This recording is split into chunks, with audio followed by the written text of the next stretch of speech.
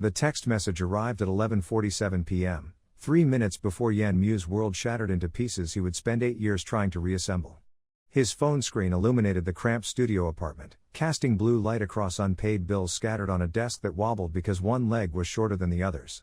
The message was from Lila, his girlfriend of 2 years, the woman he'd sacrificed everything for, the reason he worked 3 part-time jobs while attending night classes, the person who promised she'd wait until he became stronger, until he evolved past ordinary status, until he could finally afford the life she deserved.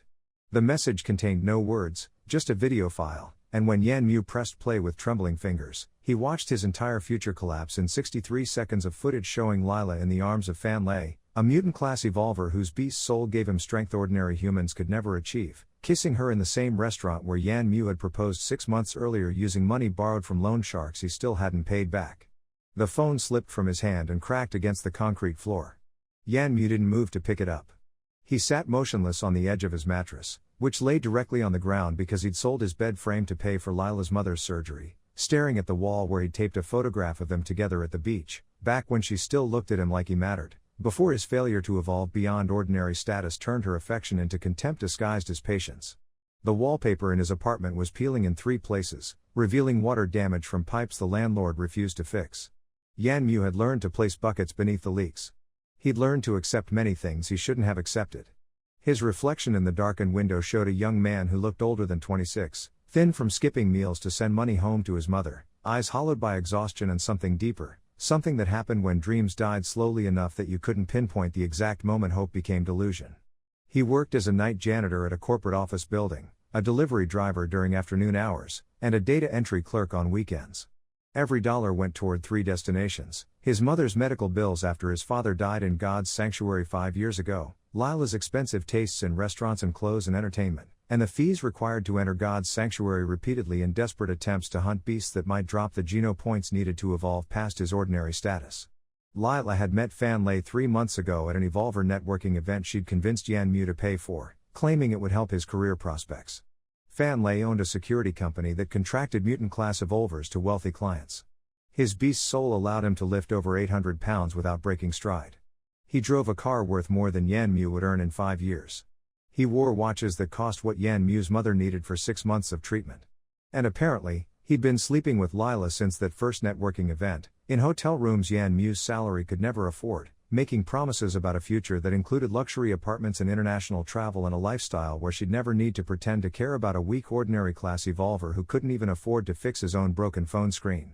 Yan Mu stood and walked to his window, looking out over the city's lower districts where people like him lived, stacked in concrete boxes, working themselves to death for scraps while evolvers in the upper districts lived like gods among mortals. The Alliance world economy ran on a simple principle: power determined value, and God's sanctuary determined power. Those who evolved using geno points from sacred blood creatures became physically superhuman, their bodies enhanced to levels that made them untouchable. Companies hired them for premium wages. Society elevated them to celebrity status. Women like Lila gravitated toward them like moths to flames that could actually keep them warm. The system was elegant in its cruelty. God's sanctuary existed as a parallel dimension where humans awakened inside shelters, forced to hunt creatures and consume their flesh to gain geno points across 4 tiers: ordinary, primitive, mutant, and sacred blood. Each tier had 100 points. Filling all 100 ordinary geno points might increase your strength by 20%. Filling primitive points might double your base capabilities.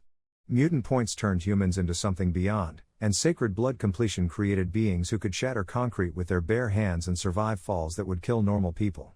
Yan Mu had spent 4 years entering God's sanctuary. He'd hunted ordinary creatures in the safe zones near his assigned shelter. He'd saved every credit to buy better weapons from other evolvers. He'd studied beast patterns, learned survival tactics, mapped dangerous territories.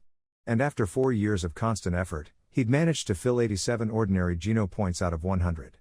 13 points away from even beginning primitive evolution. 13 points that might as well have been 13 million, because the remaining ordinary creatures in accessible areas had been hunted nearly to extinction by evolvers like him, desperate and weak, fighting over scraps. His phone buzzed again, the cracked screen still functional enough to display another message from Lila. This one contained words: "I'm sorry you had to find out this way. Fan Lei can give me the life I deserve.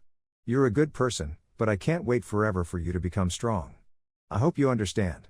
Yan Mu laughed, a sound without humor that echoed in his empty apartment. She hoped he understood. 4 years of his life, every dollar he'd earned, every sacrifice he'd made, and she hoped he understood why she'd chosen a man who could afford to treat her like the prize she believed herself to be. The worst part was that some broken piece of him did understand. What woman would choose a future of poverty and struggle when strength and wealth stood ready to provide everything she wanted? He picked up his cracked phone and typed a response he immediately deleted. Then typed another and deleted that too. What was there to say? That he'd loved her? That he'd believed her when she said power and money didn't matter? That he'd actually thought his determination and effort would eventually be enough? All lies he'd told himself to make the exploitation bearable. Instead, he opened his banking app. The balance showed $372.16. His rent was due in 4 days, $1,000 for a studio apartment with broken plumbing and peeling wallpaper. His mother's medication cost $600 monthly. The loan sharks he'd borrowed from to buy Lila's engagement ring wanted $200 weekly. The math didn't work. The math had never worked. He'd been running on hope and delusion, and now both accounts were empty.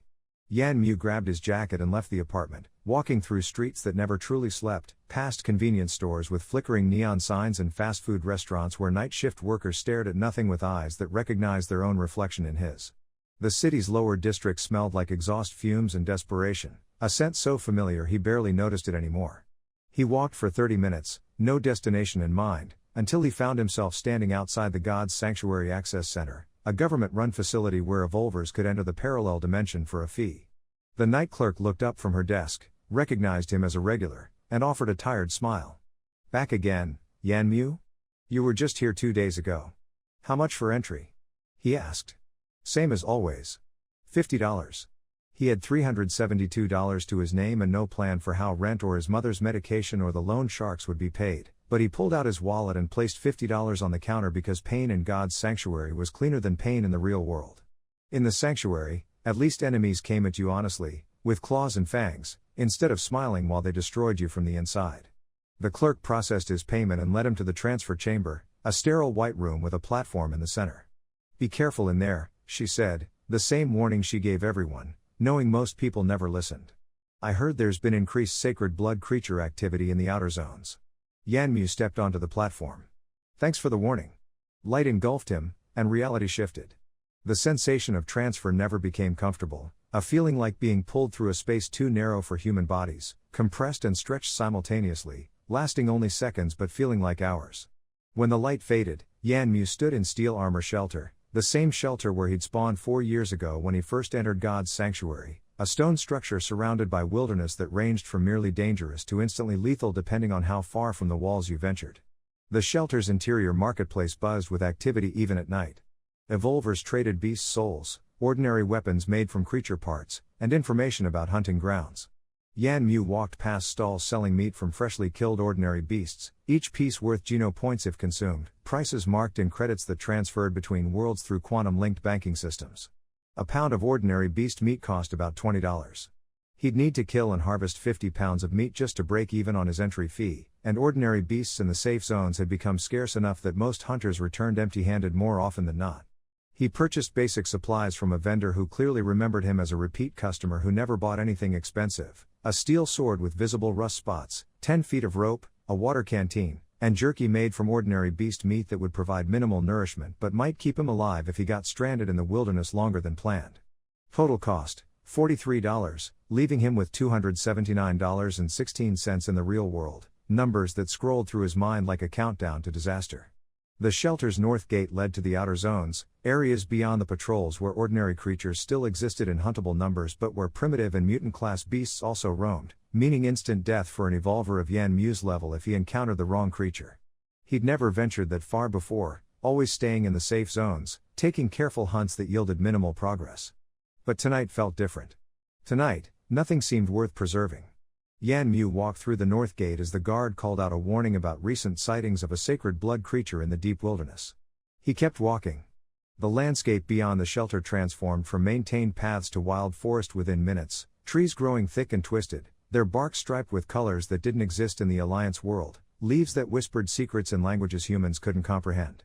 Moonlight filtered through the canopy, casting silver patterns across ground where ordinary creatures left tracks that Yan Mu had learned to read through years of desperate hunting. He followed a trail for 2 hours, moving deeper into territory he'd never explored, until he spotted movement in a clearing ahead.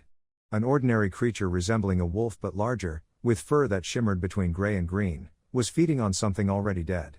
Yan Mu approached carefully, sword raised, knowing one mistake could end his life but finding he didn't care as much as he should have. The creature noticed him, turned, and charged. The fight lasted 30 seconds.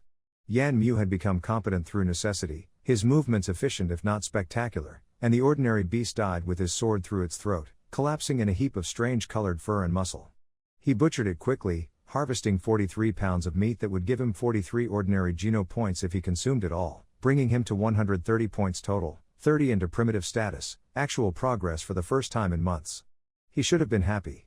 Instead, he felt nothing as he loaded the meat into his pack and continued deeper into the wilderness, chasing a feeling he couldn't name, running from thoughts he couldn't escape. The forest grew darker, the moonlight struggling to penetrate the canopy, and Yan Mu realized he'd walked far enough that returning to the shelter before dawn would be difficult. He should turn back. He kept walking.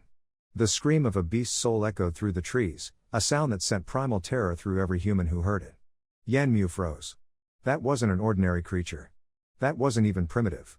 The sound carried power that made his bones vibrate, a frequency that spoke of sacred blood status, of creatures so far beyond his ability to fight that encountering one meant certain death.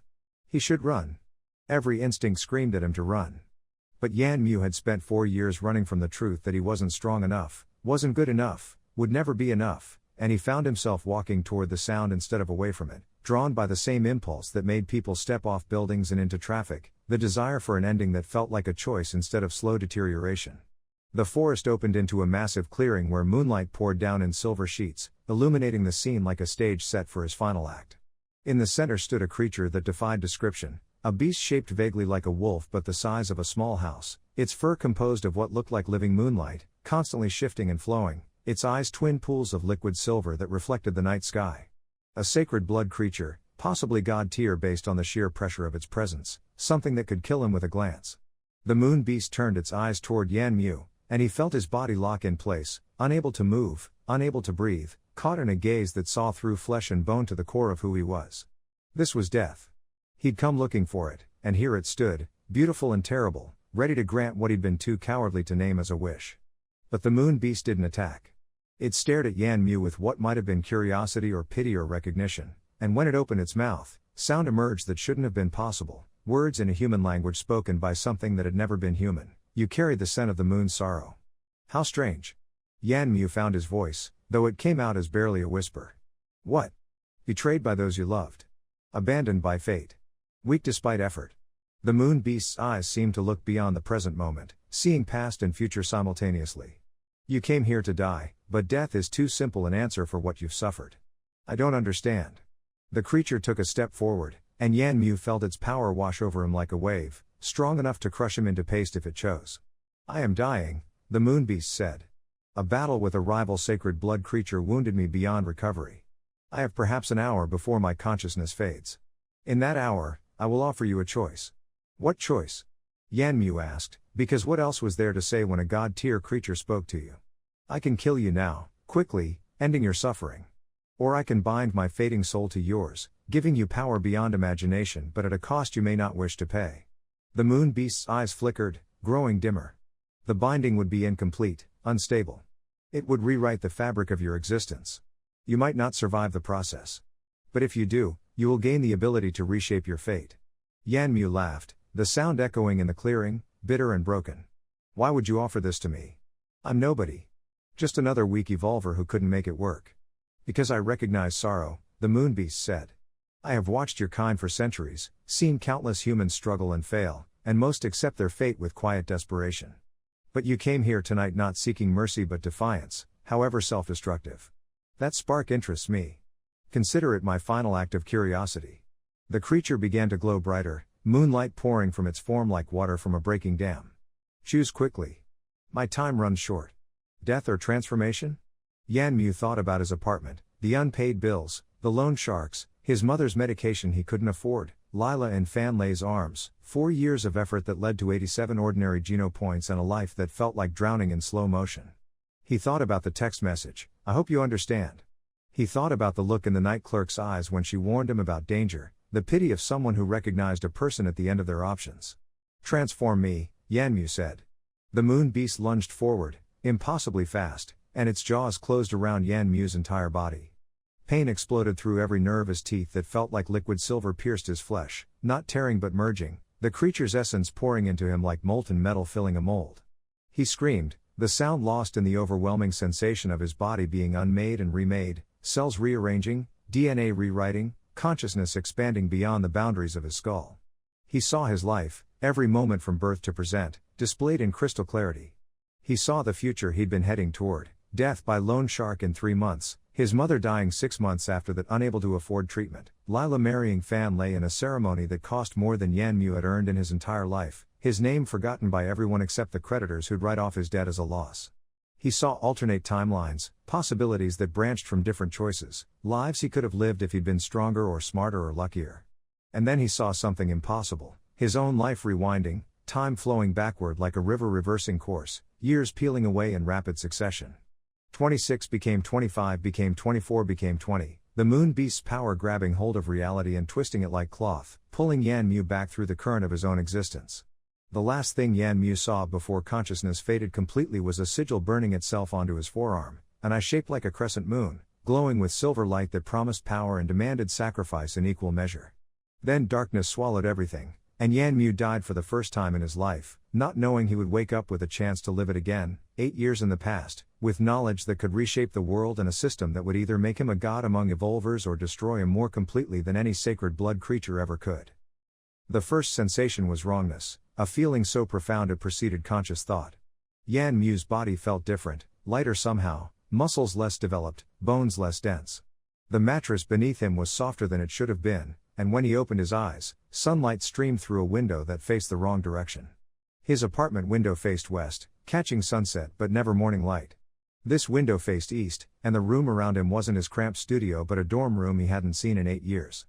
Posters covered walls he'd forgotten, showing bands he'd loved at 18, movies he'd watched before life ground the enjoyment out of entertainment. A desk sat in the corner with textbooks stacked neatly, their spines showing titles from courses he'd taken during his first year at university. His roommate's bed across the room was empty, sheets unmade and a pattern Yanmu recognized, memories flooding back of a person he hadn't thought about in years. He sat up and looked at his hands. They were younger, smoother, without the calluses from 4 years of janitorial work and manual labor. His arms were thinner, lacking the lean muscle he'd developed from desperate survival in God's sanctuary. When he touched his face, the exhaustion lines were gone, the hollowness around his eyes filled in, his skin having the quality of someone who still believed effort would be rewarded. A mirror hung on the wall beside his bed. Yanmu stood and approached it slowly, almost afraid of what he'd see. The reflection showed an 18-year-old version of himself, fresh-faced and naive, wearing sleep clothes he recognized from a lifetime ago. His hair was longer, styled the way he'd worn it before practicality made him cut it short.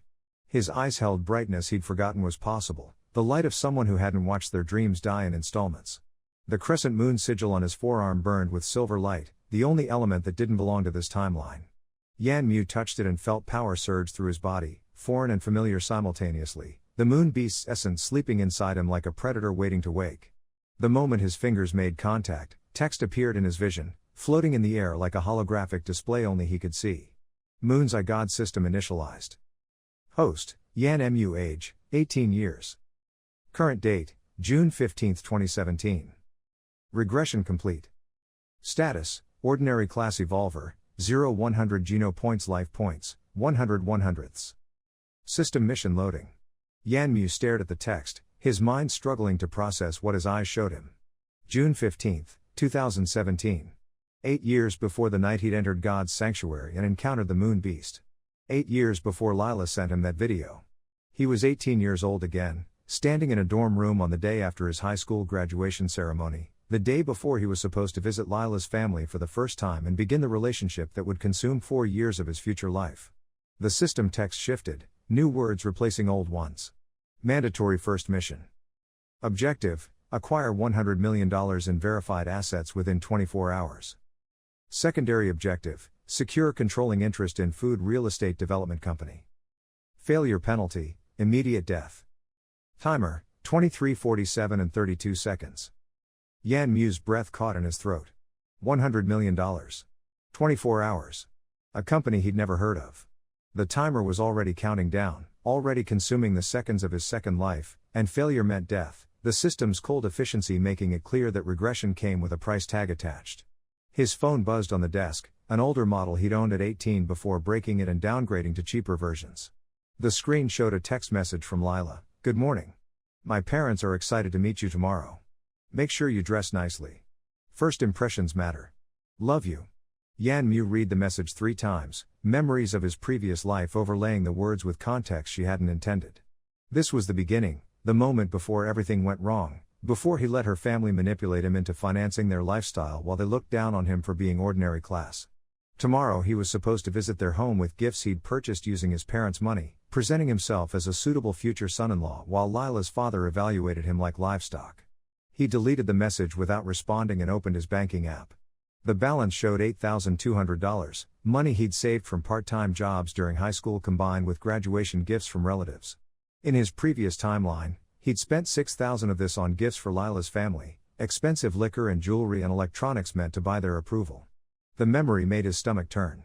The system text updated again. Analysis complete. Host possesses insufficient liquid assets for primary mission. Recommendation: leverage future knowledge for immediate capital generation. Available assistance: influence vision activated. The world shifted. Colors became more vibrant, and faint auras began appearing around objects and people visible through his window. Some auras glowed green, others red, most remained neutral gray. When Yan Mu focused on individual items, additional text appeared, providing information that shouldn't have been accessible. He looked at a convenience store across the street from his dorm. A green aura surrounded it, and when he concentrated, text displayed: lottery ticket sales location. Jackpot drawing tonight. Winning numbers: 7, 14, 23, 31, 38, 42. Powerball: 9. Prize value: $47 million. Yan Mu felt his heart rate spike. The system was showing him the future, giving him information that would let him win the lottery, providing the capital needed to begin his mission. But 47 million wasn't 100 million, and he had less than 24 hours to not only win the lottery but also somehow acquire controlling interest in a company he'd never heard of. He grabbed his phone and searched for Food Real Estate Development Company. The results showed a mid-sized construction firm that specialized in building shopping centers and restaurants, currently valued at approximately $200 million, trading publicly with shares worth about $38 each. Recent news articles mentioned financial difficulties, cost overruns on major projects, and rumors of bankruptcy within the next 6 months. More text appeared in his vision. Future analysis: Food Real Estate Development Company. Current status: near bankruptcy. Hidden value: primary construction site located 0.3 miles from future God's Sanctuary access point, steel armor shelter variant B access point. Manifestation date: August 12, 2019. Property value increase post-manifestation, 847%. Strategic importance: critical. The information crystallized in Yan Mu's mind. Food Real Estate Development Company was currently failing because they'd invested heavily in building a shopping complex in what seemed like an underdeveloped area with low foot traffic. But in 2 years, a God's Sanctuary access point would manifest near that exact location, turning the property into prime real estate worth hundreds of millions as evolvers flooded the area to access the sanctuary. The company didn't know they were sitting on a gold mine. They thought they were drowning. Yan Mu dressed quickly, pulling on clothes that felt strange after 8 years of wearing cheaper versions, and left the dorm room. His body moved differently, younger muscles responding with energy he'd forgotten existed, joints without the ache of premature aging from manual labor. The university campus sprawled around him, students celebrating the end of finals week, their faces showing optimism that made him feel ancient despite looking identical to them. He walked to the convenience store, the green aura visible only to him, pulsing with opportunity. Inside, fluorescent lights buzzed overhead, and the clerk behind the counter was reading a magazine, barely glancing up as Yan Mu approached the lottery ticket machine. He filled out a slip with the numbers the system had provided, paid $2, and received a ticket that represented his first step toward either salvation or destruction. The drawing would happen at 11 tonight, 13 hours from now, and even if he won, collecting the prize would take time he didn't have. The system's timer continued counting down in the corner of his vision, 23, 14 and 27 seconds. 23 hours to acquire $100 million in control of a failing company. His phone buzzed again. Another text from Lila: You didn't respond to my first message. Is everything okay? You're not having second thoughts about meeting my parents, are you? Yanmu stared at the message, remembering the video, remembering her words about deserving better, remembering 4 years of emotional manipulation disguised as love. In his previous life, he would have immediately reassured her, apologized for worrying her, promised he was excited to meet her family. This time, he typed a different response: "We need to talk. Meet me at the campus coffee shop in 1 hour." Her reply came within seconds: "What's wrong? You're scaring me. Just meet me there." He pocketed his phone and walked toward the library, needing to research and plan before confronting Lila. The system had given him information, but turning that information into $100 million and a controlling interest in a company required strategy he needed to develop quickly. Inside the library's computer lab, Yanmu began searching for information about food real estate development company's financial status, shareholder structure, and current stock price. The company's situation was worse than initial articles suggested. They'd borrowed heavily to finance the shopping complex construction, and cost overruns had pushed them to the brink of default on those loans. Their stock price had fallen from a high of $93 per share 2 years ago to the current $38, and analyst predictions suggested further decline. The board of directors was desperate, and rumors indicated they were considering selling the company at a significant loss just to avoid complete bankruptcy. Yanmu pulled up the shareholder information.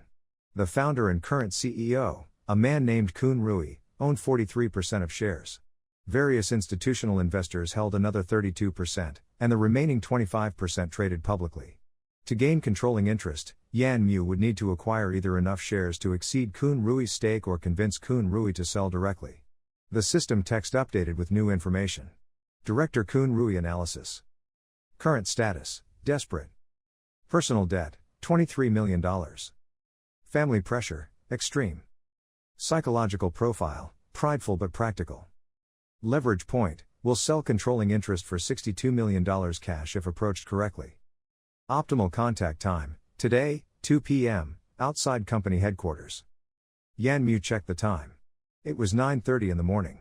He had 4.5 hours before the optimal contact window, 1 hour before meeting Lila, and less than 23 hours before the system's deadline killed him. The lottery drawing wouldn't happen until tonight, and even winning wouldn't give him immediate access to the prize money. He needed a different approach, something that could generate massive capital quickly. He opened a new search window and looked up cryptocurrency prices. In June 2017, Bitcoin was trading at around $2,800 per coin. Yanmu remembered, or rather the system's influence vision showed him, that Bitcoin would spike to nearly $20,000 by December of this year, a 700% increase in 6 months. But that didn't help his immediate situation. He needed money now, not 6 months from now. The system text shifted again, responding to his thoughts. Alternative capital generation method available. Underground gambling network accessible. High-stakes poker game tonight, 7 p.m. Participants include wealthy investors and businessmen. Potential winnings, $40 million to $80 million. Risk level, extreme. System assistance, probability calculation and opponent analysis available. Yanmu leaned back in his chair, processing this information. The system was offering him a way to generate massive capital through gambling, using its analytical abilities to give him an edge. Combined with the lottery winnings and strategic investment, he might be able to reach the $100 million threshold. But gambling at that level meant entering a world where losing could mean more than just failing the mission. People who played for those stakes didn't forgive debts, and Yanmu's 18-year-old body wouldn't intimidate anyone. Still, he didn't have many options. The timer continued its countdown, 22:47 and 15 seconds. Yanmu left the library and walked toward the campus coffee shop, his mind working through scenarios and contingencies. The morning sun felt warmer than it should have, or maybe he'd just forgotten what it felt like to have a future worth protecting. Students passed him on the sidewalk, laughing about summer plans and internships, living in a present where the worst thing that could happen was a bad grade or a rejected job application. Yanmu envied them the simplicity of their concerns. The coffee shop was moderately crowded, mostly students taking advantage of the late morning lull to catch up on sleep deprivation from finals week. Lila sat at a corner table, wearing a sundress that Yanmu recognized, having seen it in photographs from this time period in his previous life.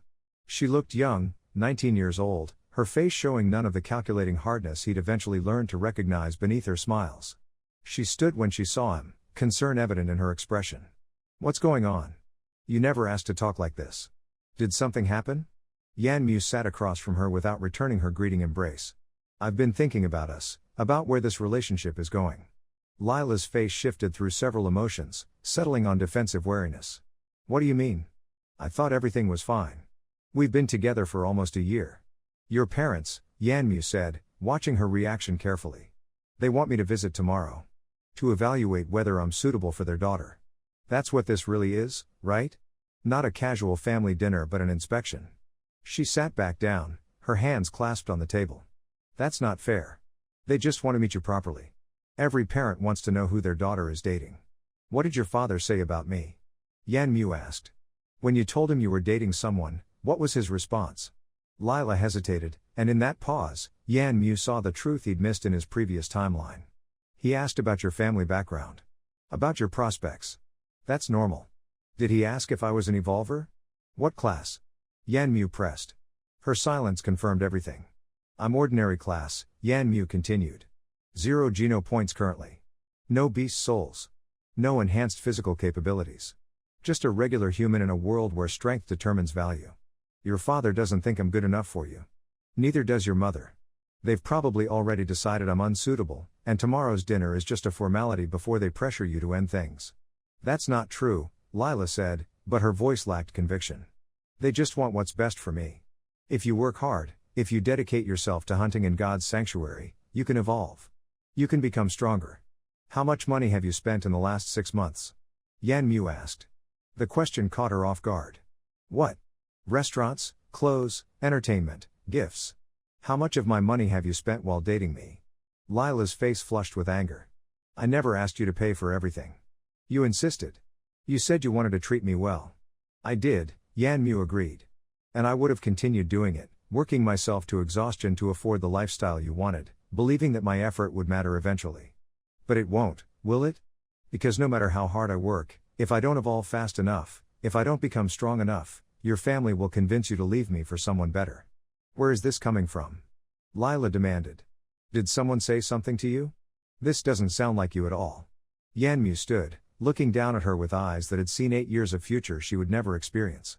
I'm ending this. Right now. We're done. Her mouth opened in shock. You're breaking up with me?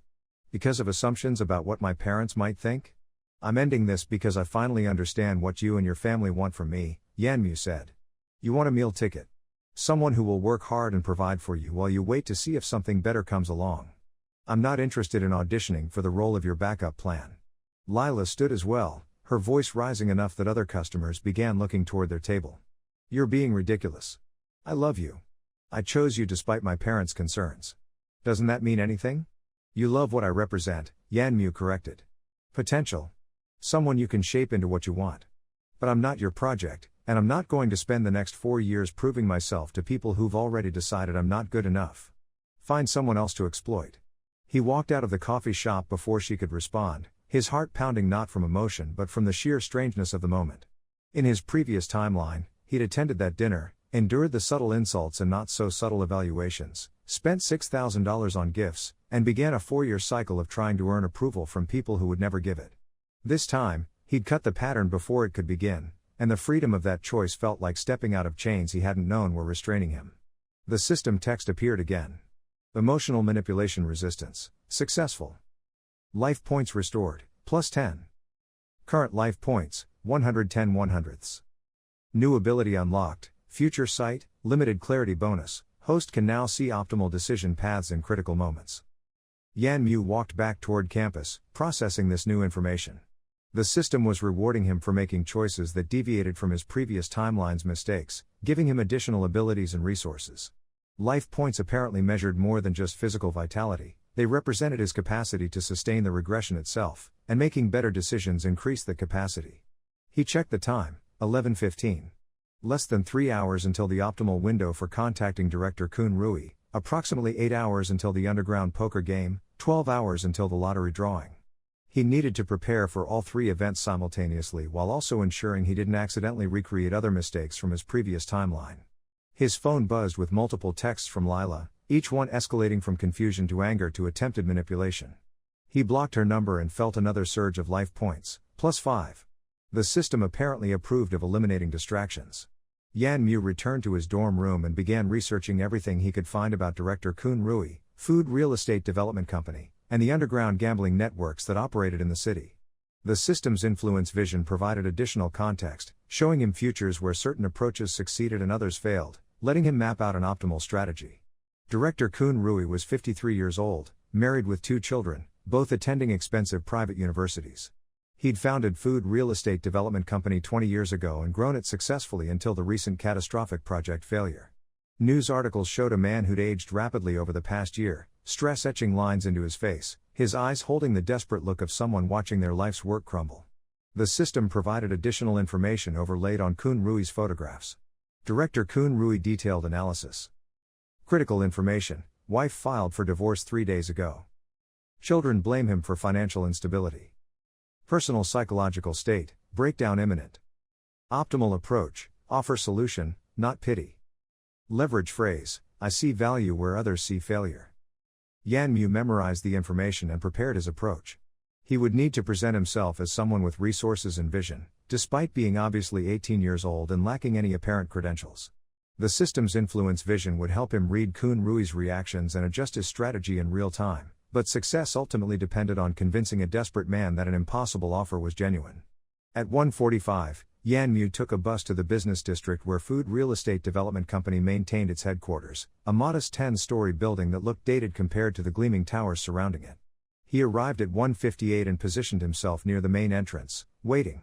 Director Kun Rui emerged at 2:03, 4 minutes later than the system's predicted optimal contact time. He looked worse in person than in photographs, his suit expensive but rumpled, his movements carrying the weight of someone who'd stopped caring about appearances. He was walking toward the parking garage when Yan Mu stepped into his path. Director Kun, Yan Mu said, his voice steady despite his racing heart. My name is Yan Mu.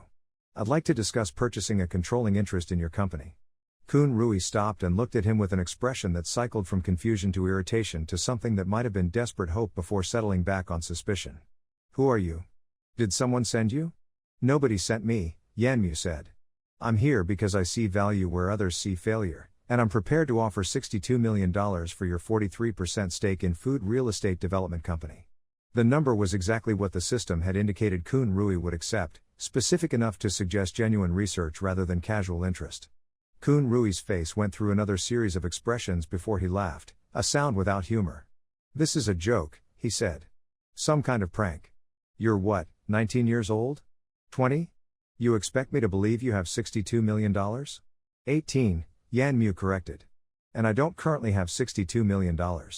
I'll have it by tomorrow morning. The question is whether you'll still be available to sell at that point, or whether you'll have already accepted a worse offer from someone who doesn't understand what your property is actually worth. Kun Rui stared at him, and Yan Mu watched the man's aura shift through colors the system helped him interpret. Red for anger, blue for confusion, green for hope, yellow for calculation. You're serious, Kun Rui finally said.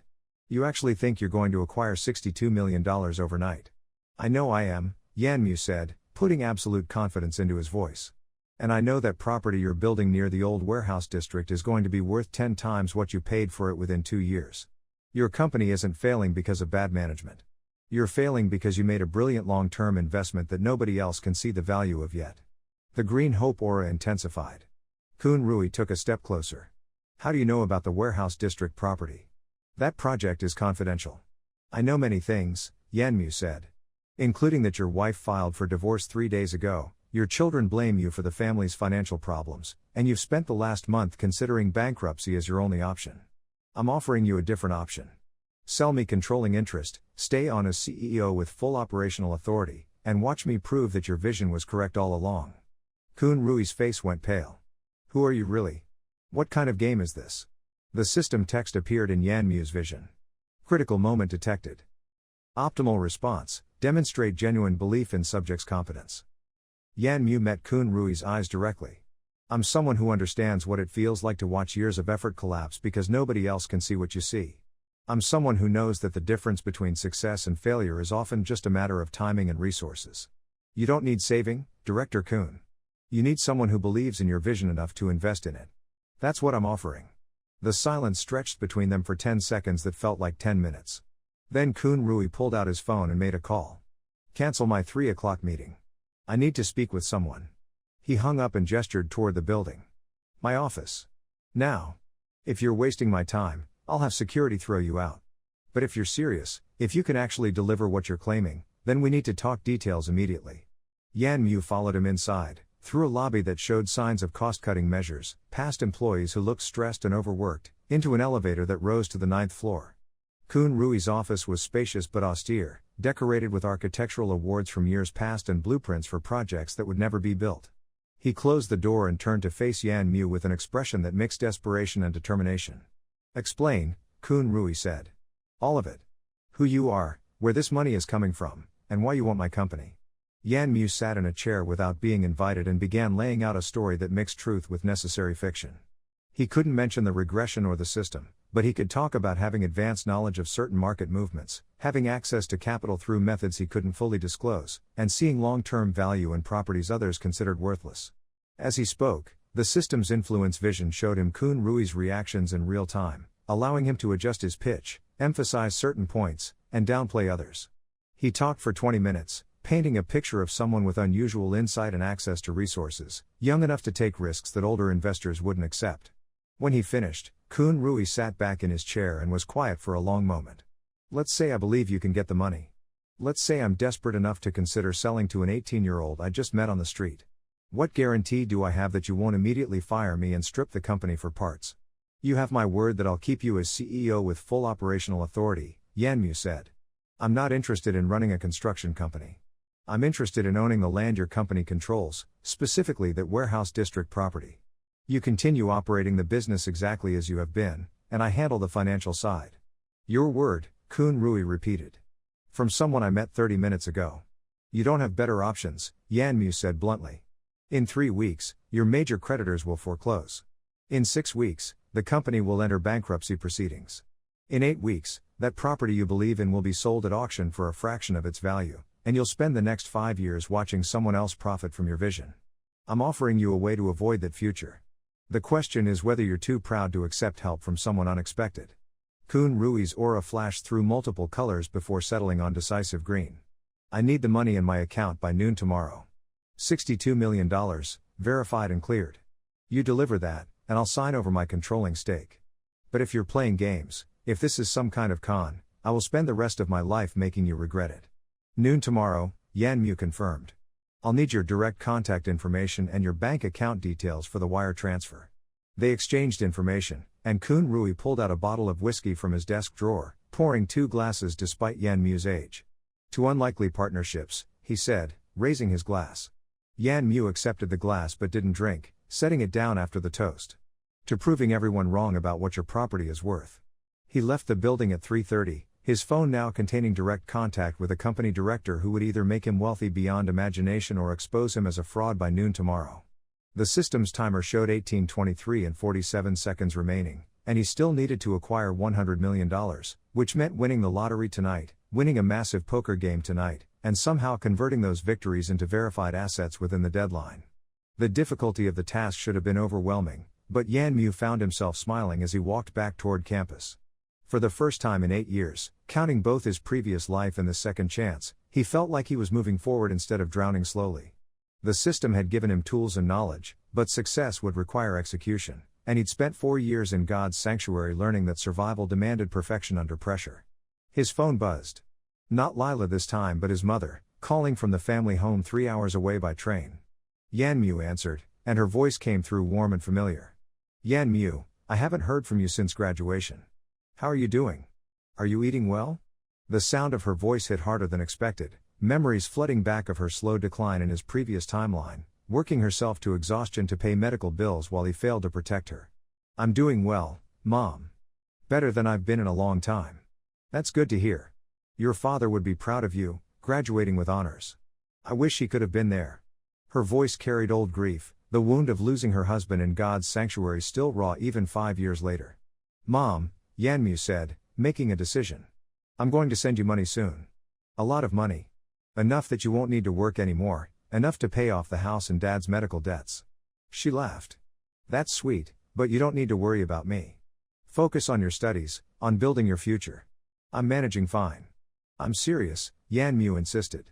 Within the next month, everything is going to change. Trust me. There was a pause on the line. You're not doing anything dangerous, are you? You're not borrowing money from those loan sharks like your father did? Nothing like that, Yanmu promised. Just trust me, okay? I'm going to take care of you the way I should have been doing all along. They talked for a few more minutes before saying goodbye, and when Yanmu hung up, the system text appeared again. Familial bond acknowledged.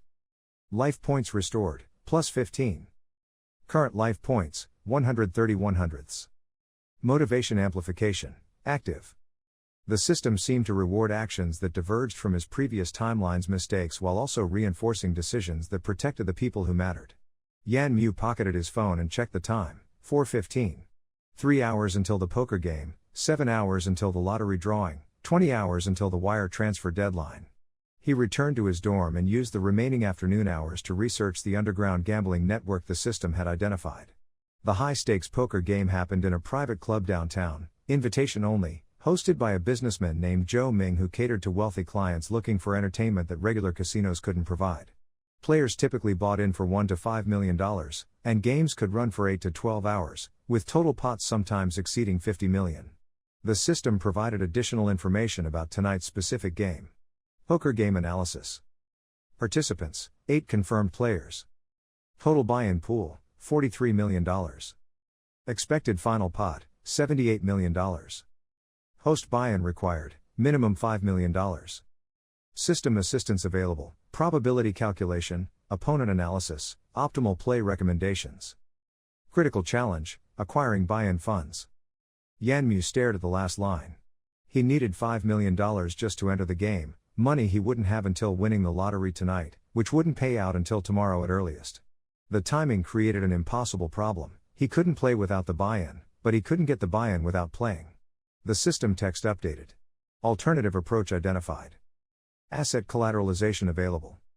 Host currently possesses lottery ticket, verified future value, $47 million recommendation. Use lottery ticket as collateral for immediate loan. Target lender, underground broker Greyhand Chen. Interest rate, 30%, due within 48 hours. Risk assessment, high but manageable. Yanmu pulled out his phone and searched for information about Greyhand Chen, a name that triggered memories from his previous timeline.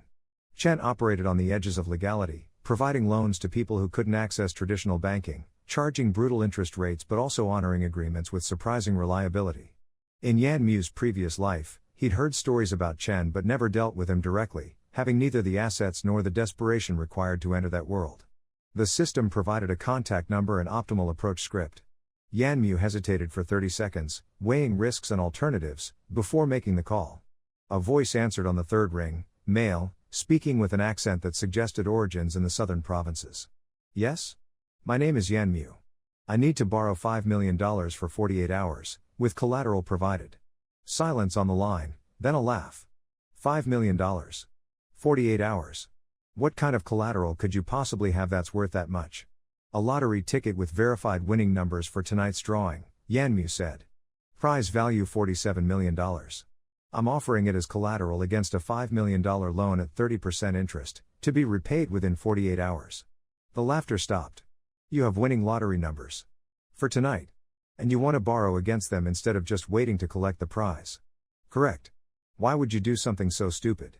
Because I need the money tonight for an investment opportunity that won't wait, Yanmu explained. And because I'm confident in my ability to repay the loan with interest before the deadline. Another pause. Where are you? Yanmu gave his location, and Chen said, stay there. I'll arrive in 30 minutes. If you're wasting my time, this will go very badly for you. The call ended. Yanmu sat on his dorm room bed and waited, the lottery ticket in his pocket, the system's timer counting down in his vision, 17:12 and 33 seconds. This was insanity, borrowing money from an underground broker based on a lottery ticket that hadn't been drawn yet, planning to gamble that borrowed money in a high-stakes poker game against experienced players, all to meet a deadline that would kill him if he failed. But it was also the only path forward, and Yanmu had learned in God's sanctuary that survival often required choosing between terrible options and finding the one that killed you slowest. Exactly 28 minutes later, someone knocked on his dorm room door. Yanmu opened it to find a man in his 40s, dressed in an expensive suit that looked slightly wrong for his frame, like he'd bought it to fit an image rather than his actual body.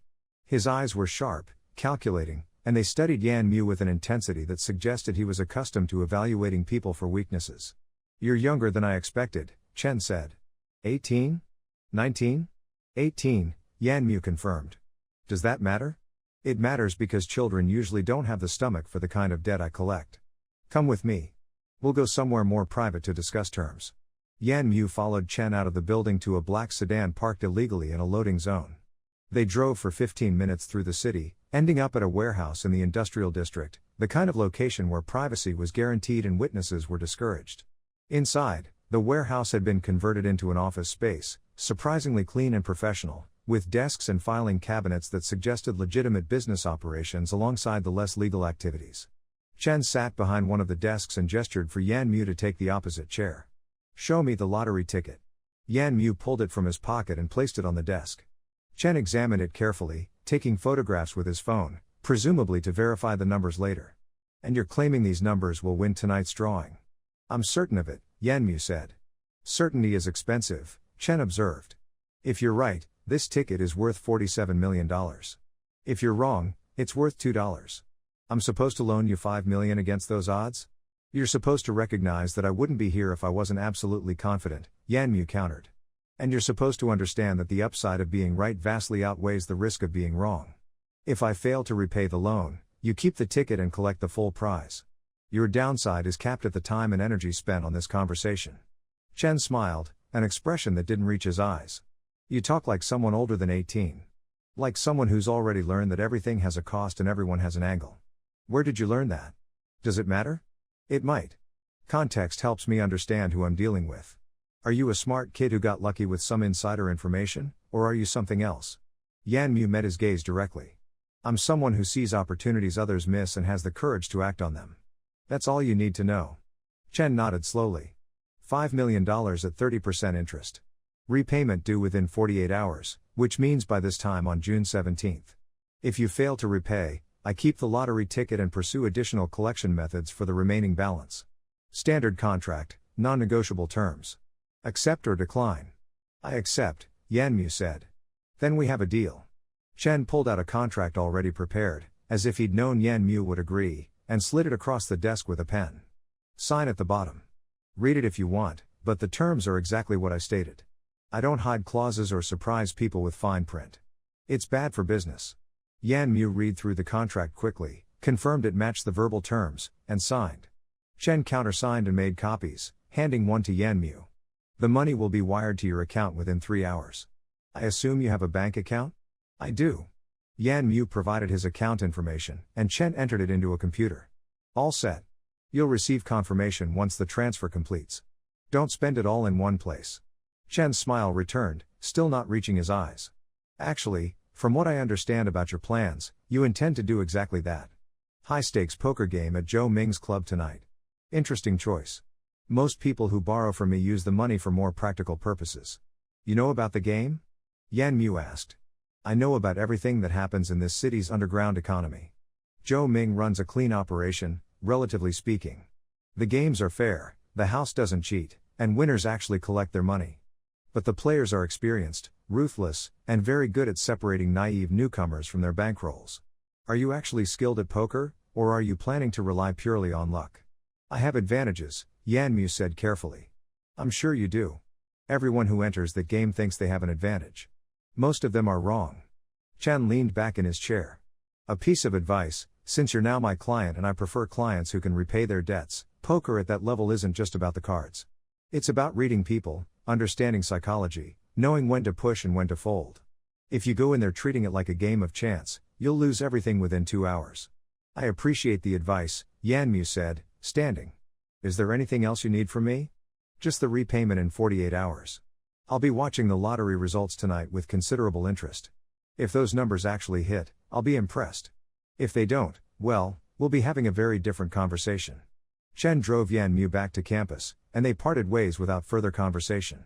Yan Mu checked his phone, 5:45. The wire transfer wouldn't complete for another 2 hours at minimum, and the poker game started at 7.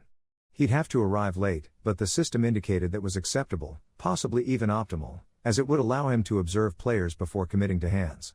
He used the remaining time to shower, change into the nicest clothes he owned, and review the system's information about the poker game participants.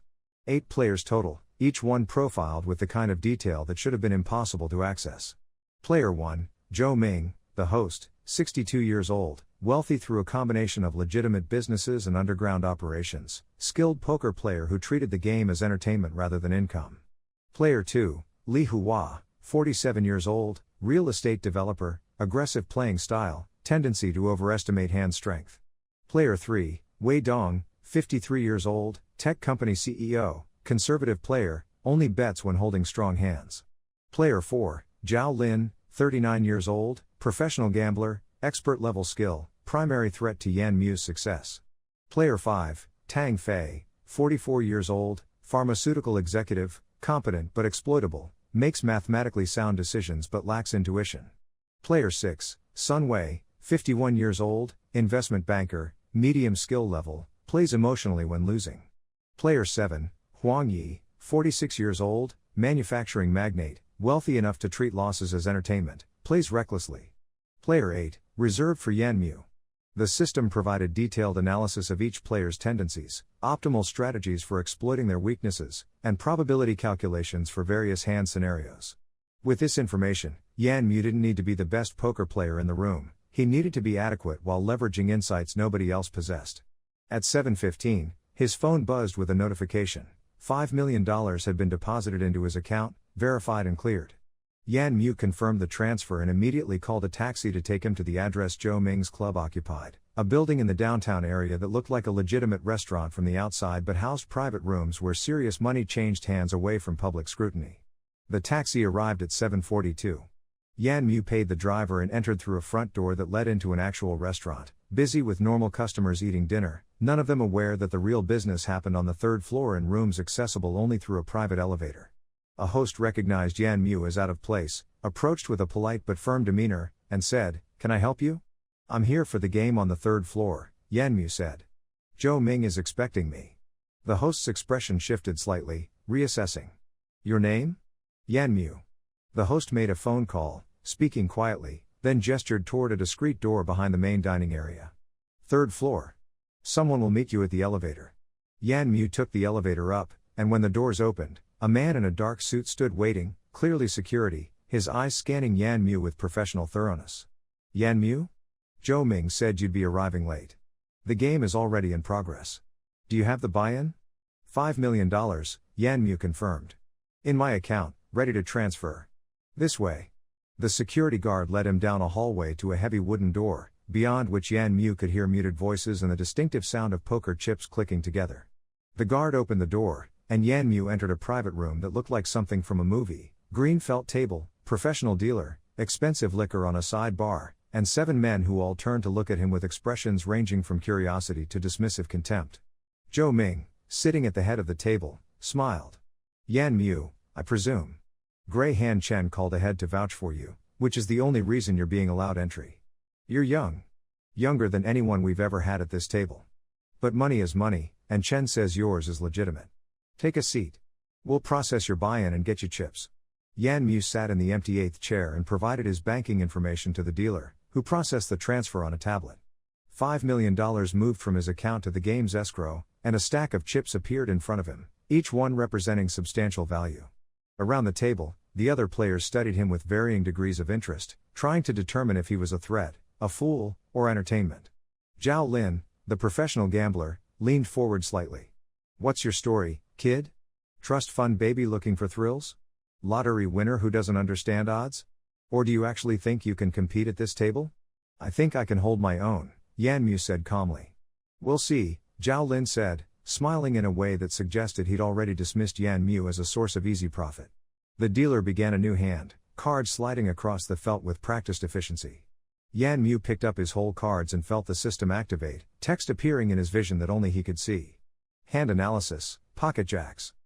Opponent hand estimates, 73% accuracy. Optimal play recommendation, small raise, assess responses. Probability of winning hand, 34%. Yan Mu followed the system's guidance, making a small raise that kept him in the hand without committing too heavily. 3 players called, the rest folded, and the flop came down showing Jack, 7, 3 with 2 hearts. The system updated its analysis. Hand strength, 3 of a kind, Jack's probability of winning, 76%. Threat assessment, player 4, Zhao Lin, possibly holding flush draw. Recommendation, medium BET, build pot carefully. Yan Mu bet according to the system's guidance, and 2 players folded while Zhao Lin called, confirming the flush draw assessment. The turn card came, not a heart, and Yan Mu's winning probability increased to 89%. He bet aggressively, and Zhao Lin called again, pot now reaching $300,000. The river card was a heart. Zhao Lin's flush completed.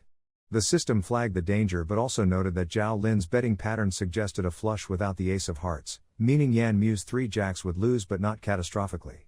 The optimal play was to check and fold if Zhao Lin bet large, minimizing losses on a hand that had turned against him. Yan Mu checked.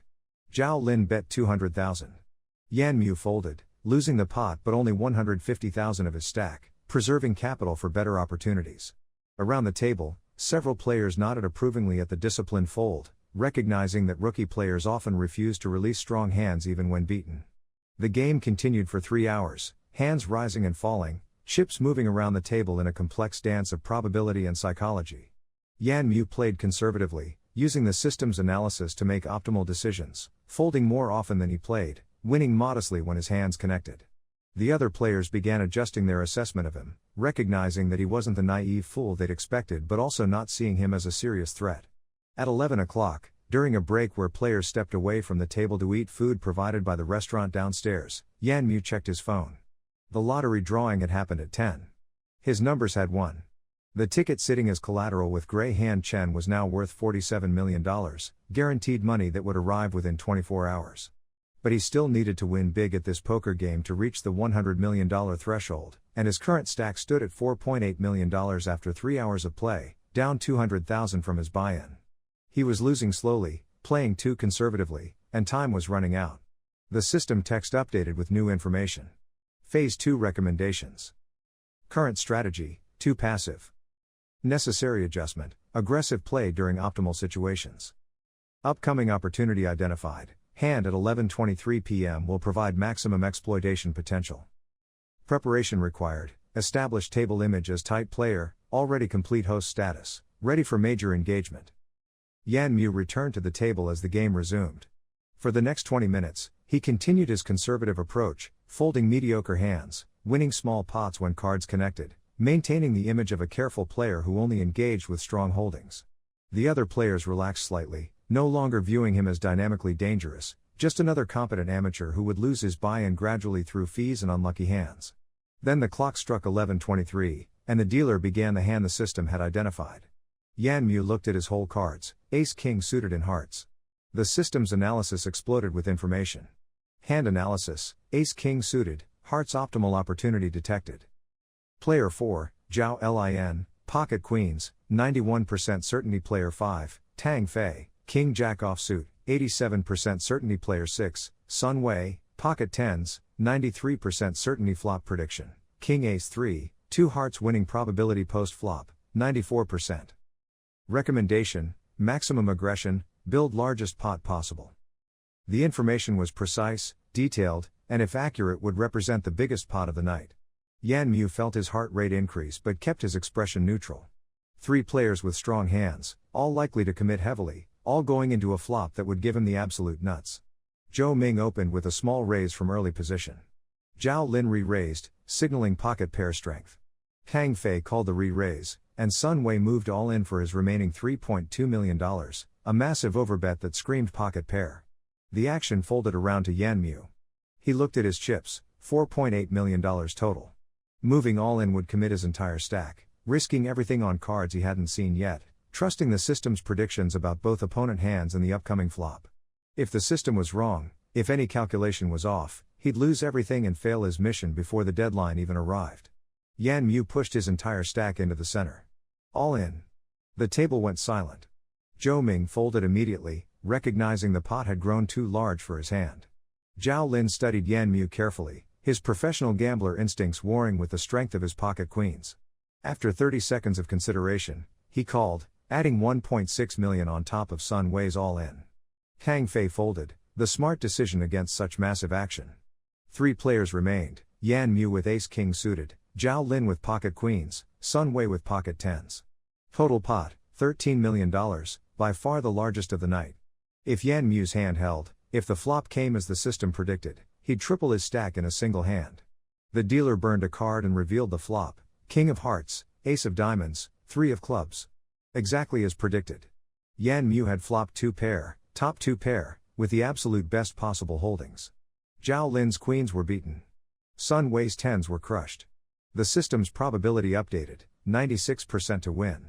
The turn card came, 7 of Hearts, giving Yan Mu a flush draw as backup but not changing the fundamental hand dynamics. The river, 4 of Spades, a blank that changed nothing. Yan Mu's 2 pair held against 2 strong pocket pairs, and $13 million in chips was pushed across the table to his position. Zhou Ming laughed, a genuine sound of appreciation. That was beautifully played. You waited 3 hours, established yourself as tight and conservative, then called an all-in with ace-king and flopped top 2 pair against pocket queens and pocket tens. Either you're the luckiest player I've ever seen, or you have timing I've never witnessed. Zhao Lin stared at the board, then at Yan Mu, his expression unreadable. You played that hand like you knew what was coming. Like you'd seen the future. Just luck, Yan Mu said, but the system's text appeared in his vision showing Zhao Lin's suspicion rating increasing. The professional gambler was too skilled not to notice something unusual, even if he couldn't identify exactly what felt wrong. Sun Wei stood from the table, having lost his entire buy-in, and left without comment. The game continued with 7 players, but the dynamic had shifted. Yan Mu now had the largest stack by far, over $13 million, and the other players treated him with new respect mixed with wariness. For the next 2 hours, Yan Mu played aggressively when the system indicated optimal situations, conservatively when probability suggested caution, and by 1:30 in the morning, his stack had grown to $23 million. He'd eliminated 2 more players and established himself as the dominant force at the table. Zhou Ming called for a final break and approached Yan Mu at the sidebar. Impressive performance for your first time at this level. Grey Hand Chen was right to vouch for you. Are you planning to continue, or would you prefer to cash out while you're ahead? I'll play another hour if the table continues, Yan Mu said. It will continue as long as players remain. But I should mention that Zhao Lin has been watching you very carefully. He suspects something, though he can't prove anything. Professional gamblers have instincts about these things. If I were you, I'd consider leaving while relationships remain cordial. Yan Mu nodded, understanding the warning. 1 more hour. Then I'll cash out regardless of the situation. They returned to the table, and the final hour was brutal. Zhao Lin played aggressively against Yan Mu specifically, trying to force mistakes or expose whatever edge he suspected existed. But the system provided perfect information about Zhao Lin's tactics, allowing Yan Mu to counter effectively, winning some pots and folding others, maintaining his stack while avoiding catastrophic confrontation. At 2:30, Yan Mu announced he was cashing out. His final stack, $27.4 million, a profit of $22.4 million in 7 hours of play. Zhou Ming processed the transfer personally, moving the money from escrow to Yan Mu's account, and the other players watched with expressions ranging from grudging respect to barely concealed hostility. Zhao Lin stood as Yan Mu prepared to leave. Before you go, I want to say something. In 20 years of professional poker, I've never seen anyone play with such consistent optimal decision-making. Every hand you played was mathematically sound. Every fold was perfectly timed. Every aggression was maximally exploitative. That's not luck, and it's not just skill. I don't know what advantage you have, but you have something. I study probability, Yan Mu said simply. So do I. That's not what this was. Zhao Lin extended his hand. But a win is a win, and you played within the rules.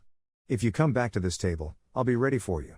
They shook hands, and Yan Mu left the building, emerging into the early morning darkness of a city that never truly slept. His phone showed 3:07 a.m.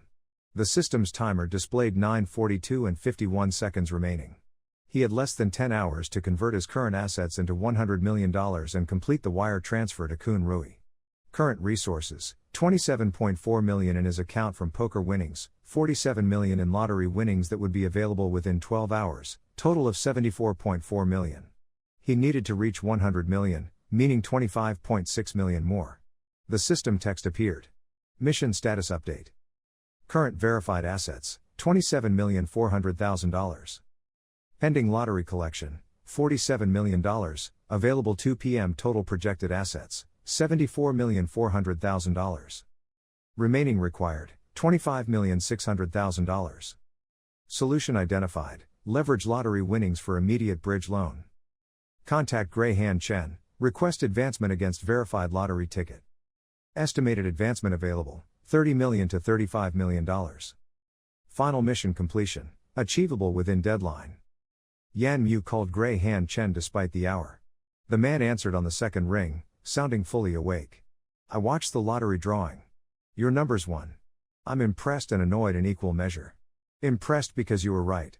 Annoyed because I could have kept that ticket and collected $47 million if you'd failed. I need another favor, Yanmu said. I need you to advance me $30 million against the lottery ticket, to be repaid when I collect the prize this afternoon. Chen was quiet for 5 seconds. You're asking me to loan you money against money I'm already loaning you money against. That's recursive debt at a level that would make most brokers refuse on principle. But you're not most brokers, Yanmu said. And the math works. The ticket is verified as worth $47 million. You advance me $30 million now, I repay the original $5 million plus interest immediately, and when I collect the full lottery prize this afternoon, I repay the $30 million advancement plus whatever interest you charge. You end up with substantial profit for essentially zero risk. The interest on $30 million for 12 hours would be astronomical, Chen warned. I'll pay it. Another pause. You're either the most confident person I've ever met or the most self-destructive. Meet me at my office in 1 hour. We'll structure the deal. But understand that this level of debt means if anything goes wrong, the consequences will be severe. I understand. Yan Mu took a taxi to Chen's warehouse office and arrived at 4:15 a.m. Chen was already there, contract prepared, terms laid out in clear language. $30 million advanced immediately, to be repaid within 24 hours with 20% interest, total repayment of $36 million. The original $5 million loan plus its 30% interest would be settled simultaneously, total of $6.5 million. Combined repayment, $42.5 million against a verified $47 million lottery prize, leaving Yan Mu with $4.5 million after all debts cleared. The math worked, barely, and only if nothing unexpected happened. Yan Mu signed the contract.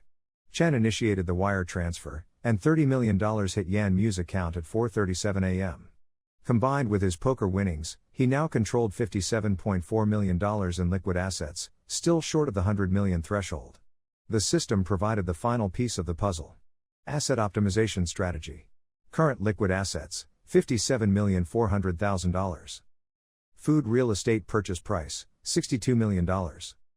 Shortfall, $4,600,000. Solution, partial payment structure. Proposal to Director Kuhn. $57,400,000 immediate wire transfer plus $4,600,000 deferred payment, due in 48 hours from lottery remainder success probability with this proposal, 87%. Alternative, none available within time constraints. Yan Mu called Kuhn Rui at 5 a.m., knowing the man probably wasn't sleeping anyway given his stress levels. Kuhn Rui answered immediately. Do you have the money? I have $57.4 million ready to wire immediately, Yan Mu said. The remaining $4.6 million will be available within 48 hours from a lottery prize I'm collecting today. I'm proposing a partial payment structure. I wire you the $57.4 million now as good faith, you sign over controlling interest, and I pay the remainder within 2 days. That's not what we agreed, Kuhn Rui said, but his voice lacked conviction. It's close enough to prove I'm legitimate. You'll have over 90% of the purchase price in your account within the next 3 hours, with the remainder guaranteed from a verified source. The alternative is waiting for a better offer that isn't coming. Silence on the line stretched for 15 seconds. Fine. Wire the $57.4 million to the account I provided yesterday. Once it clears, I'll have my lawyers draw up the transfer paperwork. We'll finalize everything by noon. Agreed. Yan Mu initiated the wire transfer from Chen's office, the largest single transaction he'd ever made, watching $57.4 million move from his account to Kuhn Rui's company holdings. The system confirmed the transfer, and new text appeared. Primary mission objective progress, 57.4% complete. Controlling interest acquisition, in process. Remaining requirements, secure additional $4,600,000 plus finalize legal transfer. Current time, 5:23 a.m. deadline, 11:47 p.m. tonight. Mission status, on track for successful completion. Yan Mu left Chen's office and walked through the city as dawn began breaking over the skyline, painting buildings in shades of orange and pink that felt impossibly beautiful after the night's intensity.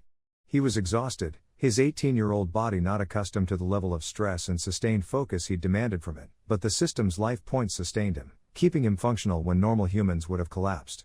At 8 a.m., he called Kun Rui again. Has the wire transfer cleared? It cleared 30 minutes ago. $57.4 million, verified and available. My lawyers are preparing the paperwork now. Can you meet at my office at 11 a.m. to sign? I'll be there. Yan Mu spent the morning hours in a coffee shop, drinking tea and reviewing the system's analysis of his new company.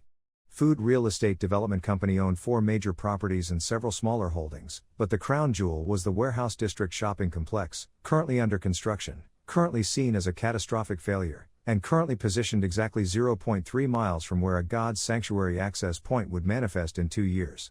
When that access point appeared, when steel armor shelter became accessible from that location, the property value would explode overnight. Evolvers would flood the area. Support businesses would spring up. The shopping complex would transform from an empty money pit into the most valuable real estate in the city. And Yan Mu would own controlling interest in the company that owned the land. At 10:45, he took a taxi to Food Real Estate Development Company headquarters and arrived to find Kun Rui waiting with 2 lawyers and a stack of documents. The contract transfer took 45 minutes to complete, every clause read aloud and explained, every signature witnessed and notarized. By 11:37 a.m., Yan Mu owned 43% of Food Real Estate Development Company, making him the primary shareholder and giving him effective control over all major decisions. The system text updated with finality. Primary mission objective, complete. Controlling interest acquired, verified. Asset value assessment, $86 million, based on controlling stake IN 200,000,000 company liquid assets, $0, all funds committed pending assets, $4,500,000, from lottery collection after debt repayment total verified assets, $90,500,000. Remaining mission requirement, $9,500,000. Time remaining, 12:10 and 34 seconds. Critical status, mission completion uncertain. Yan Mu stared at the numbers in disbelief. He'd acquired controlling interest in the company as required, but his total assets only reached $90.5 million, $9.5 million short of the $100 million threshold. The system's mission demanded both controlling interest and $100 million in verified assets, and he'd fallen short despite perfect execution of every step. Kun Rui noticed his expression. Is something wrong? You just acquired controlling interest in a major development company. Most people would be celebrating. I need this company's value to increase by at least $9.5 million before midnight tonight, Yan Mu said. Is there any way to do that? Kun Rui laughed. Company valuations don't change overnight without major news or developments. It took us 20 years to build this company to $200 million. You can't just add 5% to that in one day. But the system was already providing alternatives. Emergency solution identified. Company value increase mechanism, announce major development partnership. Target partner, technology firm Nextech Solutions. Nextech status, seeking physical retail locations for sanctuary-related tech products. Current negotiation, stalled due to lack of suitable properties. Value if partnership announced, plus $15 million to company valuation. Contact, Nextech CEO Jessica Tian. Approach vector, offer Warehouse District property as flagship location. Success probability, 73%. Yan Mu pulled out his phone and searched for information about Nextech Solutions, finding a mid-sized tech company that had recently begun developing products specifically for evolvers, enhanced communication devices that worked inside God's Sanctuary, fitness tracking systems calibrated for enhanced human capabilities, and various other innovations targeting the growing evolver market. They'd been looking for retail space but struggling to find locations with the right demographics and foot traffic. He called the company's main line and asked to speak with Jessica Tian, expecting to be rejected by a secretary but instead getting transferred after explaining he represented Food Real Estate Development Company and had a property offer. Jessica Tian answered personally, her voice suggesting someone younger than he'd expected, probably early 30s, speaking with the rapid cadence of someone who thought faster than most people. This is Jessica Tian. You have a property for Nextech? I have the perfect property, Yan Mu said. A shopping complex in the Warehouse District that will position your company perfectly for the evolver market. I'd like to discuss a partnership where Nextech becomes our anchor tenant, with terms favorable to both parties. The Warehouse District? Jessica's tone shifted from interested to skeptical. That area is dead. No foot traffic, no nearby sanctuary access points, no reason for evolvers to visit. Why would we want a flagship location there? Yanmu made a decision that violated every instinct about protecting information. Because in 2 years, a God's Sanctuary access point will manifest 0.3 miles from that property. When it does, the warehouse district will become the most valuable retail space in the city for Evolver-focused businesses. I'm offering you the chance to secure a flagship location before that happens, at terms you'll never see again once the information becomes public. Silence on the line. You're claiming you know where a future sanctuary access point will appear. That's impossible. Access points are random, unpredictable. They appear random because nobody has enough data to see the patterns. I have that data. The warehouse district property will be positioned perfectly when the access point manifests. You can either believe me and secure advantageous terms now, or dismiss me and watch your competitors take the space when I'm proven right. If you're wrong, we waste money on a retail space in a dead zone. If I'm right, you secure the best possible location for your products and establish Nextech as the dominant Evolver tech provider in the city. What's the risk worth against the potential reward? Jessica was quiet for a moment. I'd need to see the property. Today. Before I commit to anything. I can have you there in 2 hours. Bring your team. Make your assessment. If you're not convinced, walk away. If you see the potential, let's structure a deal that benefits both companies. They agreed to meet at the warehouse district property at 2 p.m. Yanmu hung up and immediately explained the situation to Kun Rui, who looked at him like he'd grown a second head. You told an outside party about the sanctuary access point prediction? That information is our primary advantage. If it gets out before we're positioned to exploit it, competitors will swarm the area. We need this partnership announced today to increase the company's valuation, Yanmu explained. Jessica Tian can either become our ally or our competitor, and I'd rather have Nextech as an anchor tenant than an enemy trying to buy property near us after the access point manifests. Kun Rui rubbed his face, stress aging him visibly. You've owned this company for 2 hours and you're already making decisions that could destroy us or make us wealthy beyond imagination. I can't decide if you're brilliant or insane. Probably both, Yanmu admitted. But we're committed now. Let's go meet them at the property and close this deal. They drove to the warehouse district, and the property looked exactly as bad as Jessica's skepticism had suggested. Half-finished construction, empty surrounding lots, 0-foot traffic, the whole area carrying an atmosphere of abandonment. It was the last place anyone would choose for a flagship retail location under normal circumstances. But Yanmu didn't see the current state. He saw the future the system showed him, the auras overlaying the landscape with colors that indicated coming transformation. Green for opportunity, gold for massive value, silver for sanctuary influence. The empty lots around the shopping complex would be filled with support businesses within months of the access point manifesting. The road infrastructure would be improved to handle traffic. This dead zone would become a hub, and the property Kun Rui had nearly bankrupted himself building would be at the center of it all.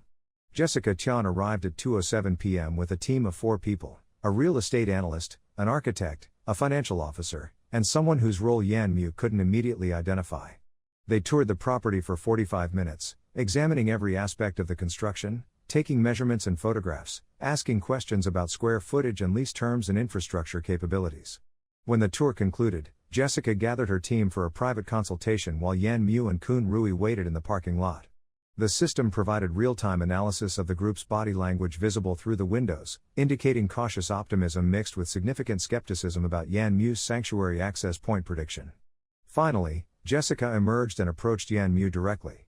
Let's say I believe your access point prediction, which I'm not confirming but which would be necessary for this deal to make sense. What terms are you proposing?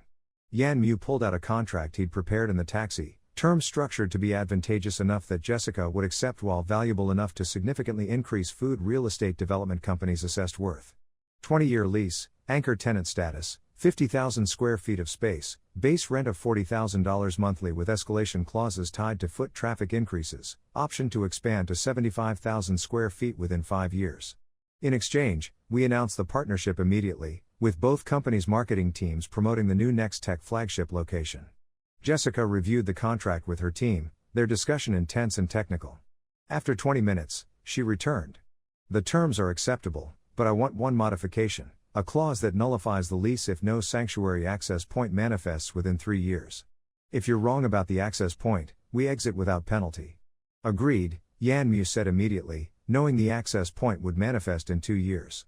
They shook hands, signed the contract on the hood of Kun Rui's car using rushed but legally binding digital signature technology, and Jessica immediately called her PR team to begin drafting press releases. By 4 p.m., both companies had announced the partnership on their websites and social media, framing it as a major development deal between an innovative tech company and a forward-thinking real estate developer. The system text updated with satisfaction. Partnership announcement, confirmed. Company valuation impact, plus $18 million. New food real estate development company value, $218 million. Host controlling stake value, $93,740,000, 43% of $218 million pending lottery assets, $4,500,000. Total verified assets, $98,240,000. Remaining mission requirement, $1,760,000. Time remaining, 7:41 and 23 seconds. Mission status, critical, nearly complete. Yan Mu had fought for 20 hours straight, won millions at poker, struck deals with underground brokers, purchased controlling interest in a major company, and secured a partnership that would prove visionary when his predictions came true. And after all of that, he was still $1.76 million short of the $100 million threshold with less than 8 hours remaining. He sat in Kun Rui's car and laughed, the sound carrying exhaustion and disbelief. I need another $1.76 million. After everything, it comes down to that specific number. Kun Rui started the car. I could loan it to you. The company has that much in liquid reserves. You own 43% now. Technically, you're borrowing from yourself. That would work? Yan Mu asked. Legally, yes. A company loan to its primary shareholder, structured appropriately, counts as increasing your asset base. It would put the company in a tight cash position, but we're used to that. They returned to the headquarters, and Kun Rui's lawyers drew up a promissory note. Food Real Estate Development Company would loan Yan Mu $2 million at 0% interest, to be repaid within 30 days. The loan was processed, and $2 million hit Yan Mu's account at 5:37 p.m. The system text exploded with light and sound. Primary mission, complete. Verified assets, $100,240,000. Controlling interest, secured. Deadline, met with 6:10 and 9 seconds to spare. Mission success, confirmed. Rewards calculating. Life points restored, plus 50. Current life points, 181 hundredths. God's Sanctuary access, enhanced. Geno point conversion system, unlocked. Future sight, upgraded. Beast soul binding capability, activated. System evolution, initiated. New mission protocols, available. Host transformation, beginning. Yan Mu felt power surge through his body, the system's rewards manifesting as physical changes. The exhaustion that had been accumulating for 20 hours vanished, replaced by vitality that made him feel more alive than he'd ever experienced. His perception sharpened, colors becoming more vivid, sounds more distinct, his awareness expanding to encompass details he'd never noticed before. The crescent moon sigil on his forearm burned with silver light visible even through his shirt, and when he looked in a mirror on Kun Rui's office wall, his eyes reflected moonlight that shouldn't have been possible indoors. He was transforming, the moon beast's essence integrating more fully with his human form, the system's rewards pushing him beyond ordinary human limits even before entering God's sanctuary to consume beast flesh. Kun Rui stared at him with an expression mixing fear and awe. What are you? Your eyes are glowing. I'm someone who just succeeded at something that should have been impossible, Yan Mu said. And this is only the beginning. He left the building as sunset painted the sky in colors that matched the system's interface, walking through streets that felt different now, charged with potential, every person and object surrounded by auras indicating their significance in futures yet to unfold. Yan Mu had been given a second chance at life, a system that could reshape reality, and 24 hours to prove he deserved both. He'd succeeded. Barely. At immense cost and through methods that would have consequences he couldn't yet fully understand. But he'd broken free from the timeline that had killed him, established a foundation for wealth that would grow exponentially, and positioned himself to exploit knowledge nobody else possessed. The real work was just beginning. The system's new mission protocols would demand more, push harder, require greater risks and bigger victories. But for tonight, for this moment, Yan Mu allowed himself to feel something he hadn't experienced in either timeline, hope that tomorrow might actually be better than yesterday. His phone buzzed with texts from Lila, 37 messages demanding to know where he'd been, why he'd broken up with her, what had changed. Yan Mu deleted them all without reading and looked at the city skyline, watching lights begin flickering on as darkness fell. Somewhere in that city, Fan Lei still existed, still owned a security company, still thought himself superior because of his mutant class strength. Somewhere, Lila was probably calling her parents to complain about how Yan Mu had rejected her. Somewhere, thousands of evolvers were preparing to enter God's sanctuary tonight, hunting for genopoints that would enhance their bodies and elevate their status. And Yan Mu stood above them all, invisible for now but positioned to become something none of them could imagine. The Moon's Eye God system pulsed with power, ready to guide him toward futures where wealth and strength combined into dominance that would reshape the entire evolver economy. He pulled out his phone and called his mother. She answered with concern in her voice. Yan Mu? It's late. Is everything okay? Everything's better than okay, Mom. I'm going to wire you money tomorrow. Enough to pay off the house and Dad's medical debts. Enough that you never have to work another day if you don't want to. Where is this money coming from? What have you been doing? Making the future better than the past, Yan Mu said. Trust me. Everything is going to change now. They talked for a few more minutes before saying goodbye, and when Yan Mu hung up, the system displayed a final message for the night. Rest period granted, 8 hours. Next mission parameters will be provided upon waking. System evolution status, 15% complete. Host status, ordinary class evolver, 0-100 geno points recommendation. Enter God's sanctuary tomorrow to begin enhanced evolution protocol. Projected timeline to sacred blood status, unprecedented. Final note, you have changed your fate, Yan Mu. Now change the world.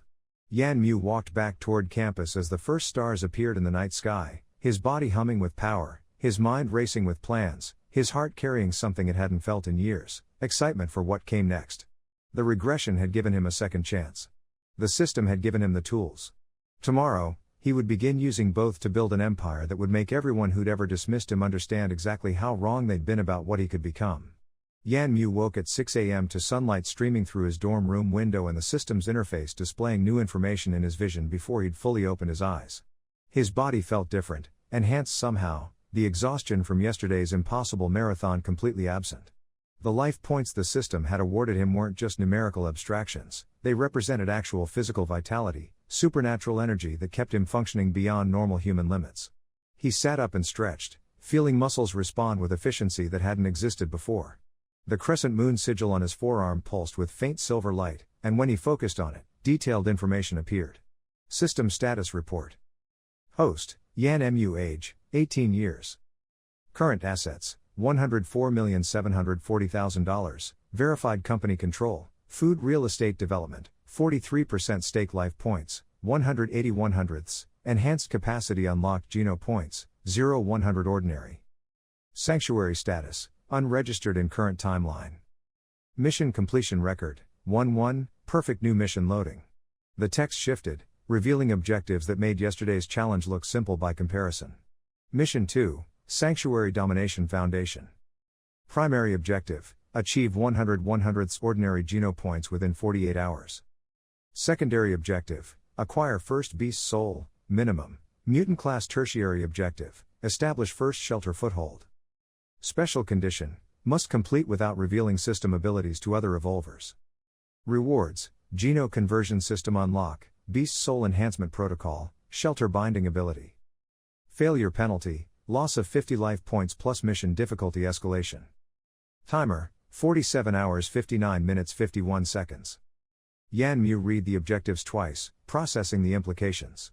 In his previous timeline, filling 100 ordinary geno points had taken him 4 years of desperate hunting in safe zones, scraping together progress through incremental gains that barely justified the entry fees. The system was demanding he accomplish in 2 days what had previously required 4 years, and not just accomplish it but do so while also acquiring a mutant class beast soul and establishing a shelter foothold. The difficulty wasn't just increased, it was exponentially higher. But the system wouldn't assign impossible missions. It had proven that yesterday by providing the information and advantages needed to succeed. This mission would be dangerous, potentially lethal, but achievable if he leveraged his knowledge correctly. His phone buzzed with a notification from his bank. The lottery prize had been processed overnight, and after all debts to Greyhan Chen were settled, $4.5 million now sat in his account alongside the $2 million company loan. His liquid assets totaled $6.5 million, a sum that would have been inconceivable 48 hours ago but now felt almost modest compared to his total net worth. Yan Mu showered and dressed in practical clothes suitable for God's sanctuary, then checked the system's enhanced future sight ability. When he focused on potential paths forward, branching timelines appeared in his vision like translucent overlays, showing probability percentages for different approaches. Path 1: enter steel armor shelter through the standard access point, hunt in safe zones, slowly accumulate ordinary geno points. Success probability, 12%. Time required, 96+ hours. Assessment, insufficient. Path 2: enter steel armor shelter, immediately venture into dangerous outer zones, hunt primitive and mutant creatures aggressively.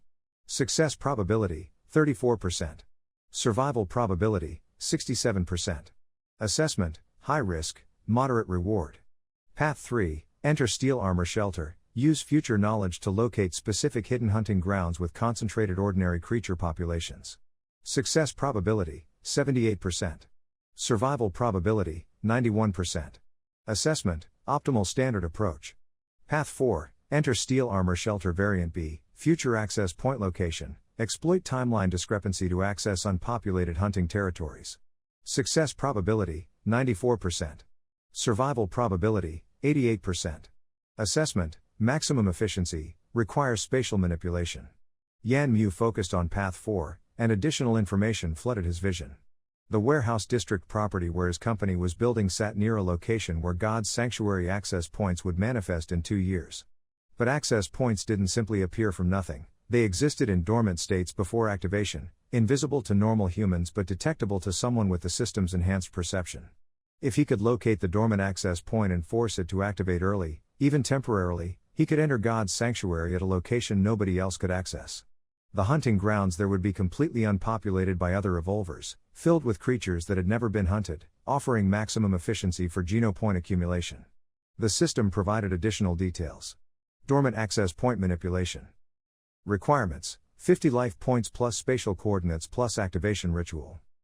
Duration: 6 hours, temporary activation consequences. Access point will destabilize after use, requiring 23 months to fully manifest. Risk assessment: moderate, sanctuary authorities may detect anomaly. Recommendation: proceed if mission efficiency is priority. Yan Mu made his decision. 50 life points was a significant cost, reducing him from 180 to 130, but the tactical advantage of accessing virgin hunting grounds justified the expense. He needed to reach the warehouse district property immediately. He left the dorm and took a taxi to the construction site, arriving at 7:15 a.m. The area was deserted this early, construction crews not due until 8, giving him time to work without witnesses. The system's interface displayed a three-dimensional map of the surrounding area, highlighting a specific point approximately 200 yards from the main building, currently occupied by an empty lot filled with construction debris and discarded equipment. Yan Mu walked to the coordinates, and the system began displaying instructions for the activation ritual. It wasn't magic in any traditional sense but rather a precise manipulation of the dimensional boundaries between the Alliance world and God's sanctuary, using his life points as energy to force a temporary bridge between realities. He placed his hand on the ground at the exact coordinates, felt the crescent moon sigil burn with intensity, and spoke words the system provided in a language he didn't recognize but understood instinctively. The life points drained from his reserves, 50 units of supernatural vitality flowing out of his body and into the earth beneath his palm. Reality rippled. The air shimmered like heat distortion over summer pavement, and a vertical line of silver light appeared, expanding rapidly until it formed a doorway-sized portal showing landscape that didn't belong to the Alliance world. Through the opening, Yan Mu could see wilderness characteristic of God's sanctuary, twisted trees with impossible colors, grass that moved without wind, and in the distance, the stone walls of a shelter identical in structure to steel armor shelter but completely empty of human presence. The system text appeared beside the portal. Temporary access point activated. Duration: 5:59 and 47 seconds. Destination: steel armor shelter variant B, alternate timeline echo. Unique properties: unpopulated, creature density 340% higher than standard shelters, beast soul drop rate increased. Warning: cannot exit through this portal after entry. Must reach shelter and use standard teleportation to return. Time limit absolute, portal closes in 6 hours regardless of host location. Yan Mu stepped through without hesitation, and the sensation of dimensional transfer was more intense than standard sanctuary entry, like being pulled through ice, water and fire simultaneously.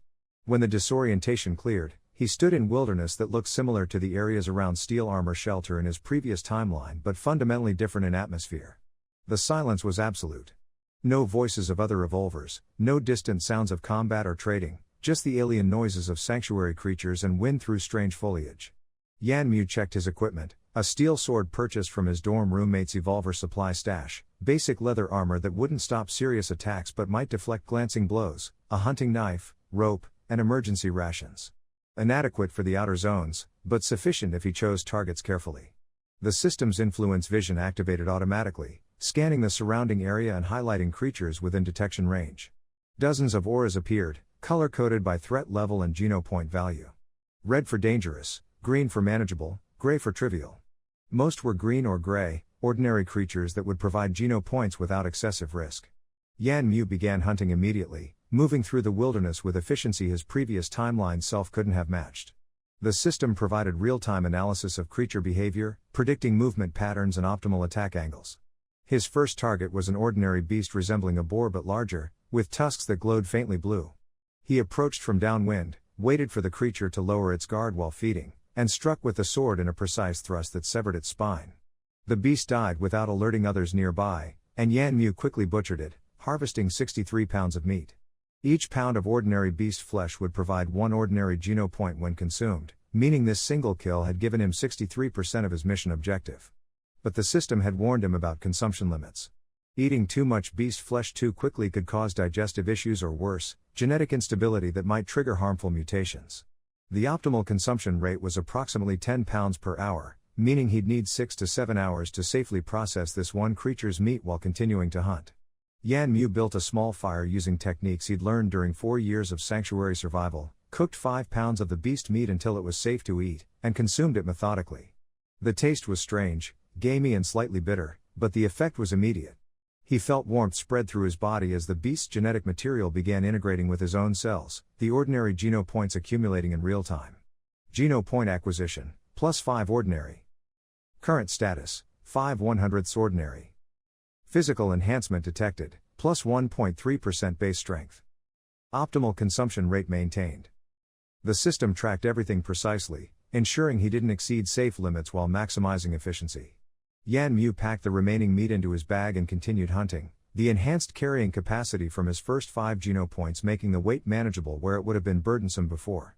Over the next 4 hours, he killed 17 more ordinary creatures, boar variants, wolf analogs, something resembling a deer but with scales instead of fur, and several bird-like beings that roosted in the strange trees. His hunting efficiency increased with each kill as he learned to leverage the system's predictive capabilities, positioning himself for optimal strikes, conserving energy, wasting no motion. By noon, he'd accumulated 173 pounds of ordinary beast meat and consumed 41 pounds, bringing his genopoint total to 46 100ths. The physical changes were noticeable now. His muscles felt denser, his reactions faster, his senses sharper. The first tier evolution from ordinary genopoints wasn't dramatic compared to higher tiers, but it represented the foundation upon which all future enhancement would build. Yanmu allowed himself a 10-minute rest, eating more cooked meat and reviewing his progress. The mission required 100 ordinary genopoints within 48 hours, and he was nearly halfway there in just 5 hours of hunting. The efficiency of this unpopulated sanctuary variant was proving even better than the system's projections. But the secondary objective presented a greater challenge: acquiring a mutant-class beast soul. Beast souls dropped randomly when creatures died, their probability based on the creature's strength tier. Ordinary beasts had roughly a 2% chance of dropping ordinary beast souls, primitive beasts 8% for primitive souls, mutant beasts 15% for mutant souls, and sacred blood creatures near guaranteed drops of sacred blood souls. Yanmu had killed 18 ordinary creatures and received 0 beast souls, which was statistically normal but frustrating. To acquire a mutant-class soul, he'd need to either get extremely lucky with a higher tier drop from lower creatures or hunt an actual mutant-class beast, which would be exponentially more dangerous than anything he'd faced so far. The system highlighted a potential solution. Mutant-class creature detected. Distance, 1.7 miles northwest. Species, iron scale serpent. Threat level, extreme for current host capabilities. Combat probability, 11% survival if engaged directly. Alternative approach, environmental exploitation available. Beast soul drop probability, 73%, mutant class Yanmu accessed the detailed analysis. The iron scale serpent was a mutant class creature approximately 20 feet long, with scales that could deflect most ordinary weapons and venom that caused paralysis within seconds of contact. Fighting it directly would be suicide at his current enhancement level. But the system showed an alternative. The serpent's territory included a cliff area where careful manipulation could trigger a rockslide, potentially killing or severely injuring the creature without direct combat. The approach would require precise timing, significant physical effort to position the rocks correctly, and luck that the serpent would be in the target zone when the trap triggered. Success probability was only 43%, but that was vastly better than 11% survival in direct combat. Yan Mu spent the next hour traveling to the location, moving carefully through increasingly dangerous territory where primitive class creatures could be encountered.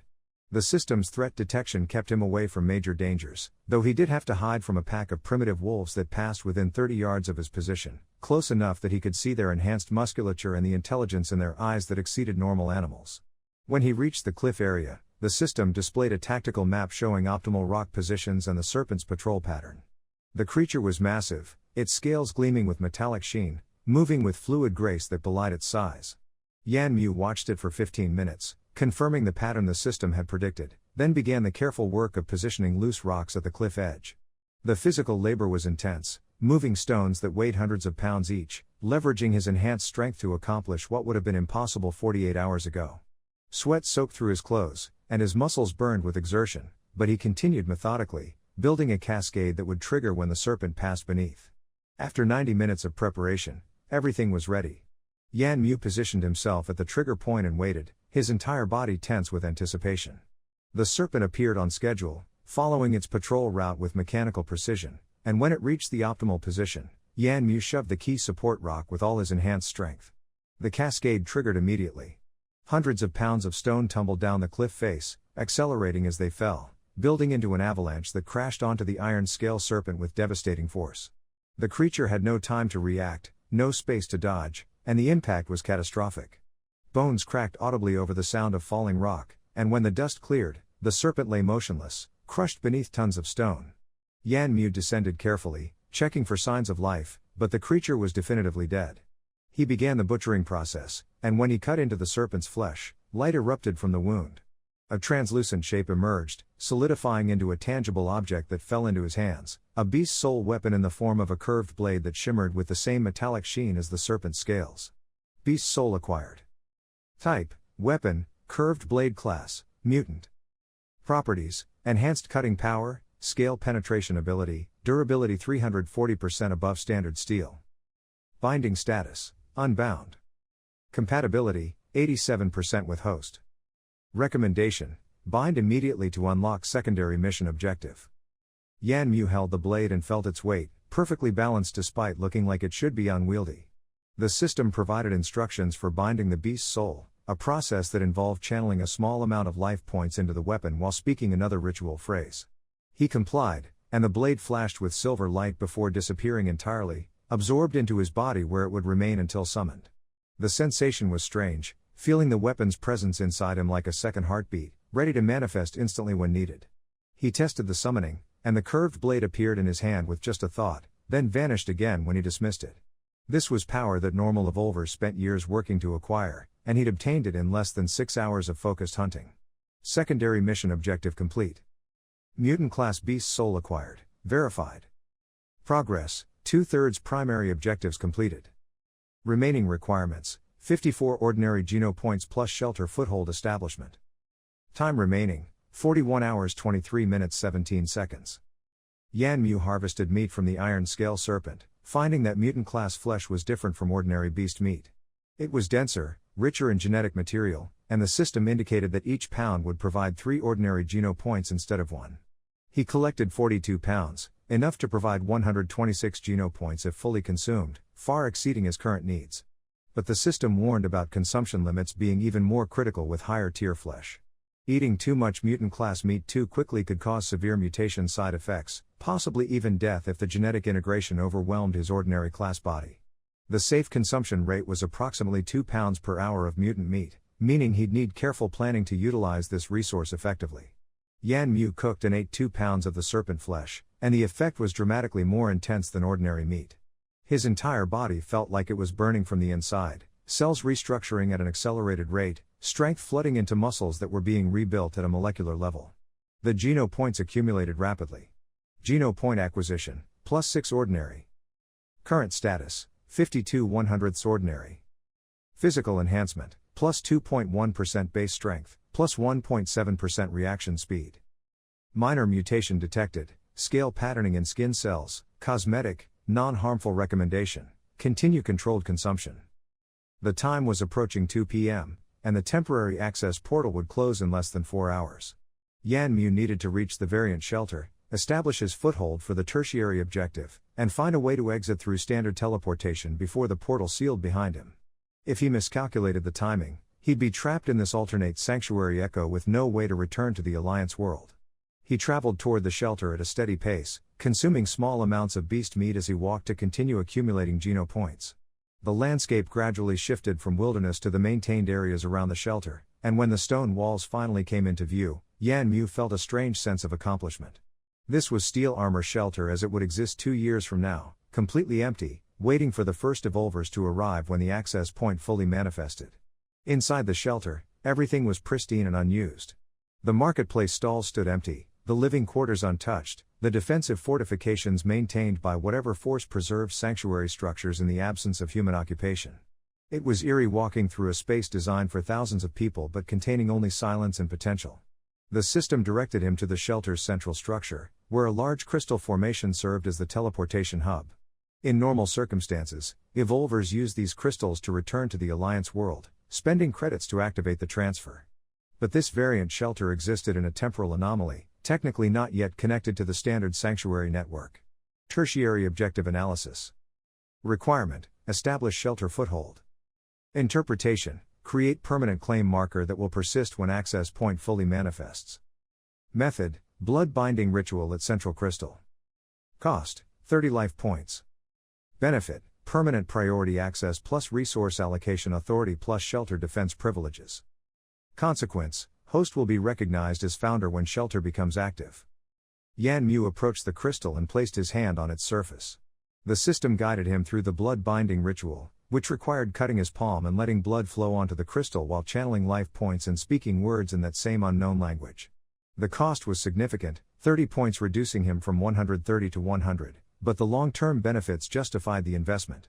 The crystal absorbed his blood and flared with brilliant silver light. Patterns spread across its surface like circuit diagrams, complex geometries that encoded his genetic signature and linked his existence to the shelter's foundation. When the process completed, the system confirmed success. Tertiary objective complete. Shelter foothold established, verified. Steel Armor Shelter variant be now bound to host. Permanent benefits activated, priority access, resource authority, defense privileges. Founder status, confirmed, will activate upon shelter public manifestation. All primary mission objectives, 2/3 complete. Remaining requirement, 48 ordinary geno points. Time remaining, 38 hours 47 minutes 9 seconds. Yanmu felt the connection establish, a thread linking him to the shelter that would persist across time and space. When this access point fully manifested in 2 years, he would have founder privileges that normally required being part of the first group to discover a new shelter. The competitive advantages were enormous: preferential hunting rights, ability to restrict access to certain areas, authority over resource distribution. But he still needed to exit before the temporary portal closed and had 48 more geno points to accumulate. The teleportation crystal presented a problem. It wasn't connected to the standard network, so normal activation wouldn't work. Instead, the system provided an alternative approach that would consume all his remaining life points above the minimum survival threshold.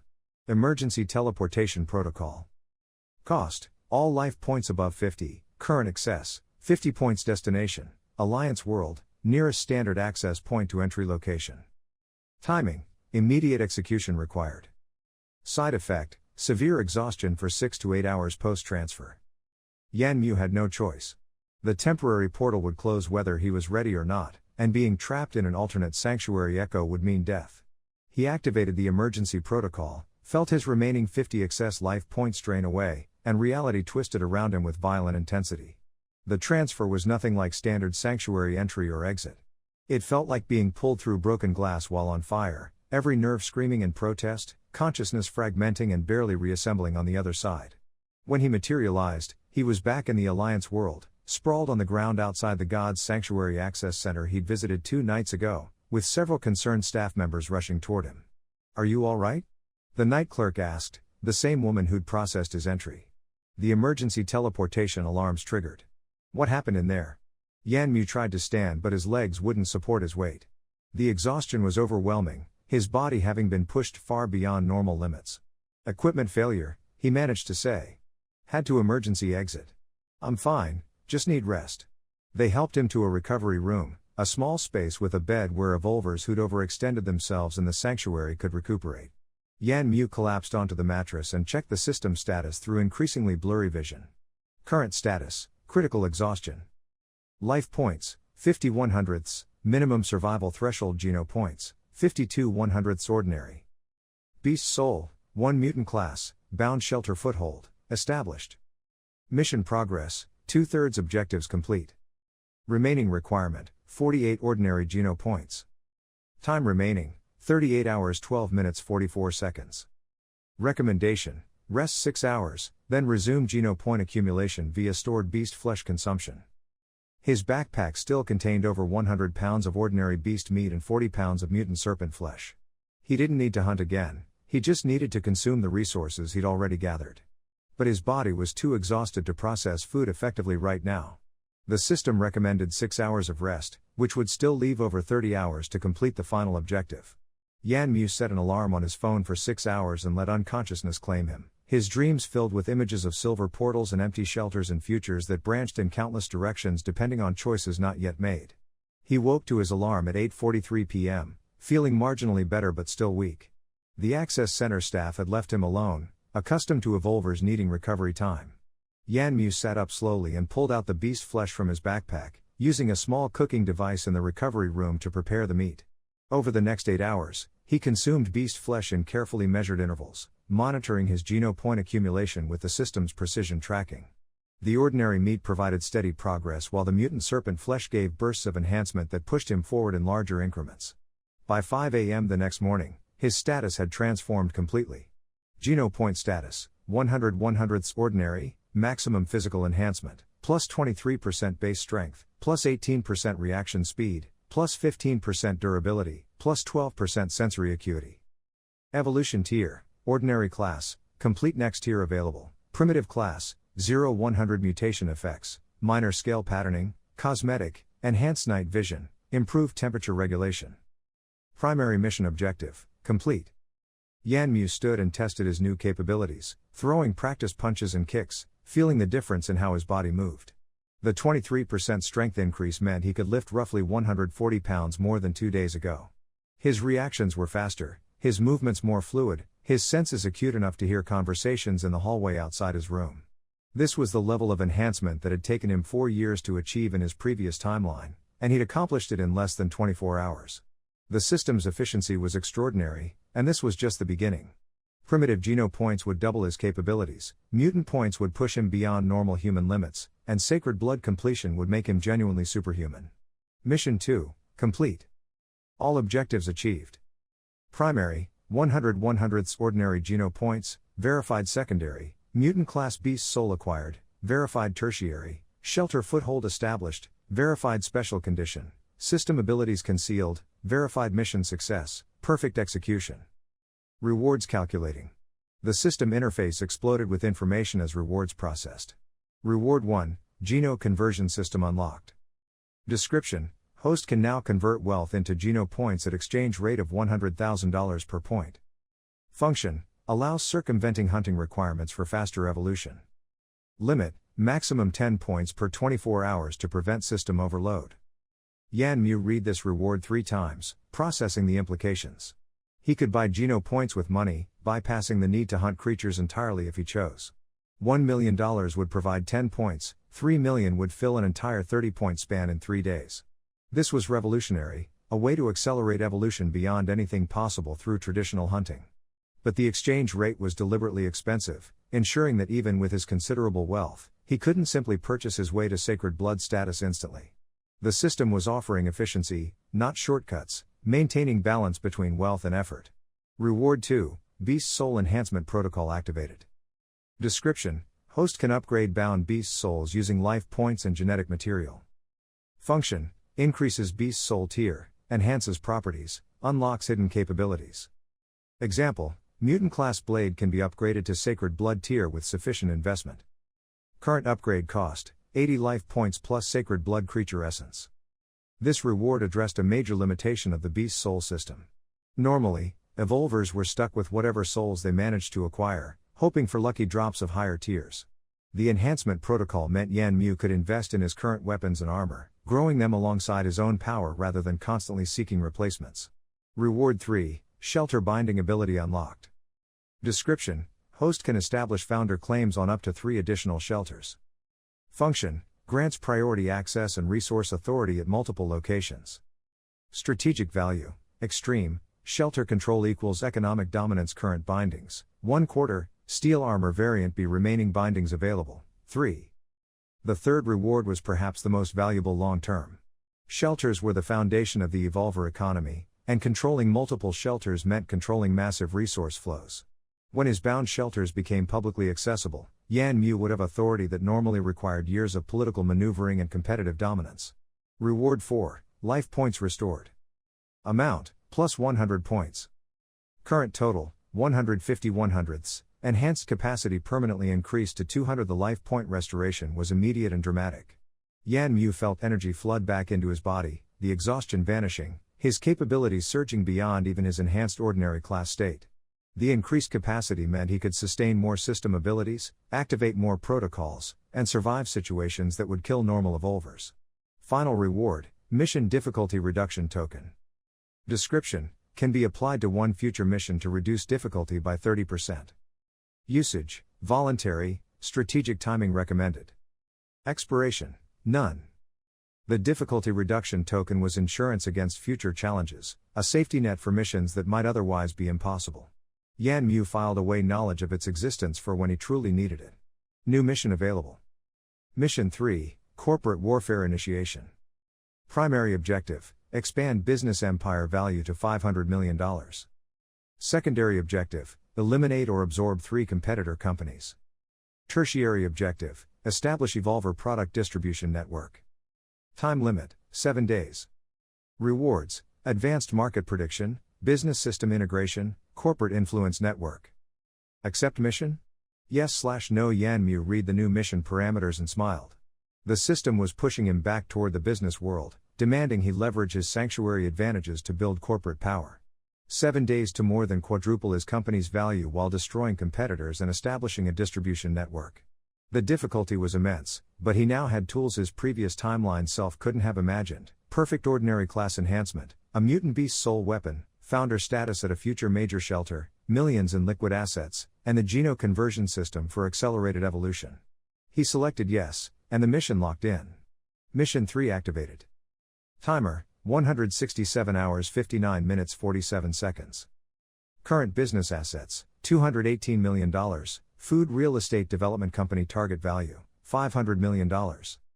Required growth, $282 million, 129% increase. Competitor analysis loading. Yanmu left the Access Center recovery room and stepped out into the early morning darkness. The city was just beginning to wake, delivery trucks making rounds, street cleaners working their routes, the first commuters heading to early shifts. He looked at the skyline and saw not just buildings but opportunities, pressure points where intervention could reshape entire markets. His phone showed multiple missed calls from Kun Rui, and when he called back, the director answered immediately despite the early hour. "Where have you been? I've been trying to reach you for 18 hours. We have a situation." "What kind of situation?" Yanmu asked. "The next tech partnership announcement got noticed by our competitors. 3 companies have contacted me in the last 12 hours, all making aggressive offers.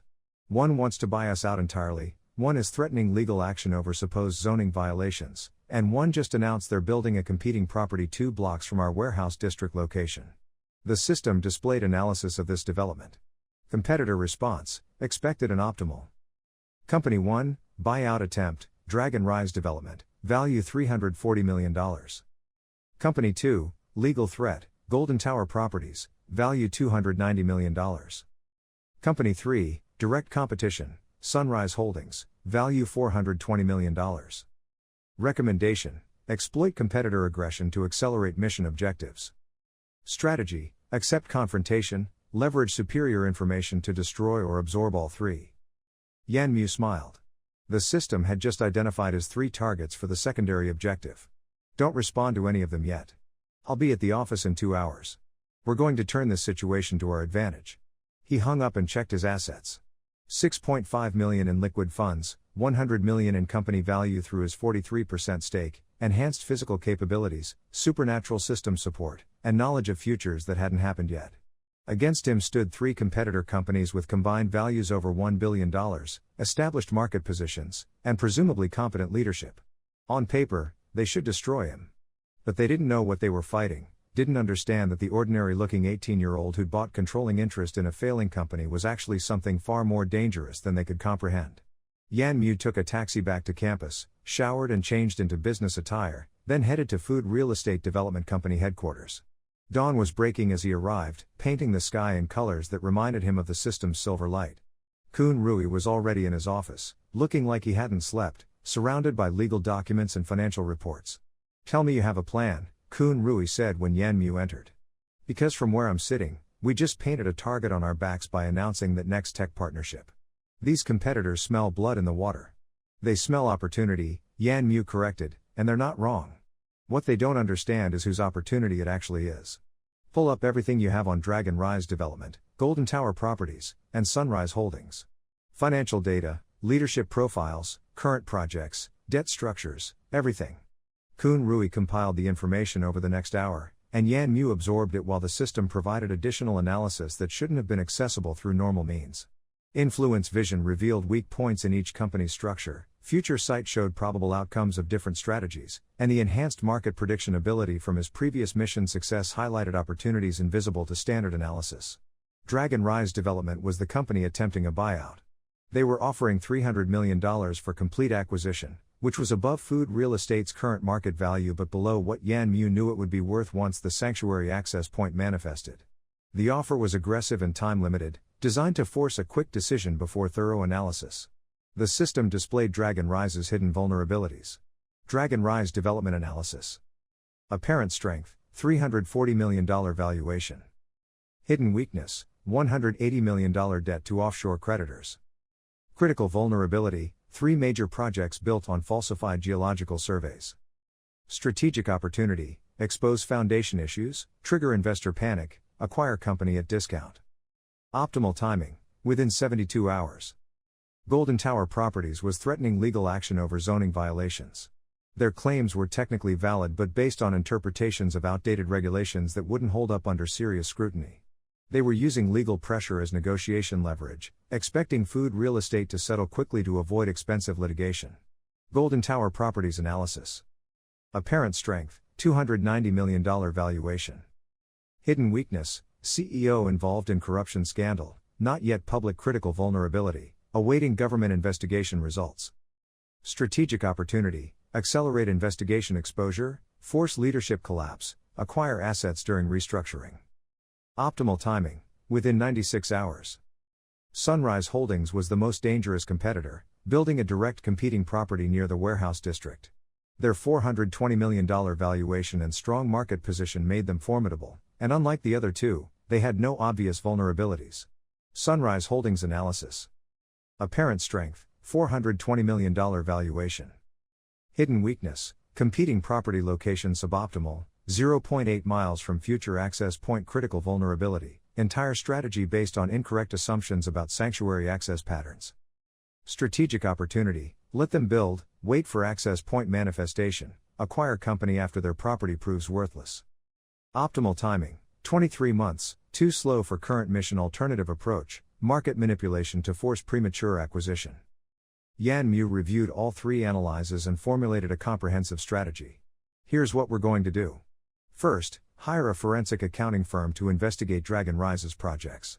I'm betting we'll find evidence of cost overruns and structural issues that violate building codes. Second, make anonymous contact with the government investigators looking into Golden Tower's CEO. We'll provide them information that accelerates their timeline. Third, for Sunrise Holdings, we're going to beat them at their own game by announcing an expanded partnership with Next Tech that makes our location clearly superior. Kun Rui stared at him. You want to attack all 3 companies simultaneously? That's insane. We don't have the resources for a 3-front war. We don't need resources. We need information and timing. These companies are vulnerable in ways they don't realize, and we're going to exploit those vulnerabilities systematically. Yan Mu pulled up financial projections on Kun Rui's computer. Dragon Rise will collapse within 72 hours once their foundation issues become public. Golden Tower will implode when their CEO gets arrested. Sunrise will panic when they realize they've built in the wrong location and overextended themselves financially. We'll be positioned to acquire assets from all three at discount prices during their chaos. And if you're wrong? Kun Rui asked. If these vulnerabilities don't exist or we can't exploit them? Then we pivot to alternative strategies. But I'm not wrong. Trust me on this. The system displayed real-time probability calculations, 87% success rate for Dragon Rise takedown, 79% for Golden Tower, 64% for Sunrise Holdings. The cumulative probability of successfully eliminating or absorbing all three companies within the mission timeline was 43%, which was actually better odds than yesterday's poker game had offered. Yan Mu spent the next 6 hours implementing the first phase of his strategy. He hired investigators, contacted journalists with anonymous tips about Dragon Rise's construction issues, and arranged for geological surveys of their major properties. The system's influence vision guided every decision, showing him which people would be receptive to which information, how to phrase suggestions to maximize impact, when to push and when to wait. By mid-afternoon, the first results were appearing. A civil engineering blog published an article questioning Dragon Rise's recent project in the Northern District, citing anonymous sources who claimed the foundation work didn't meet safety specifications. The article went viral within Evolver business circles, where construction quality was critical for buildings that needed to withstand enhanced human strength and the occasional beast soul weapon impact. Dragon Rise's stock price dropped 4% within hours of the article's publication. Yan Mu monitored the situation through financial news feeds, watching the dominoes he'd positioned begin to fall.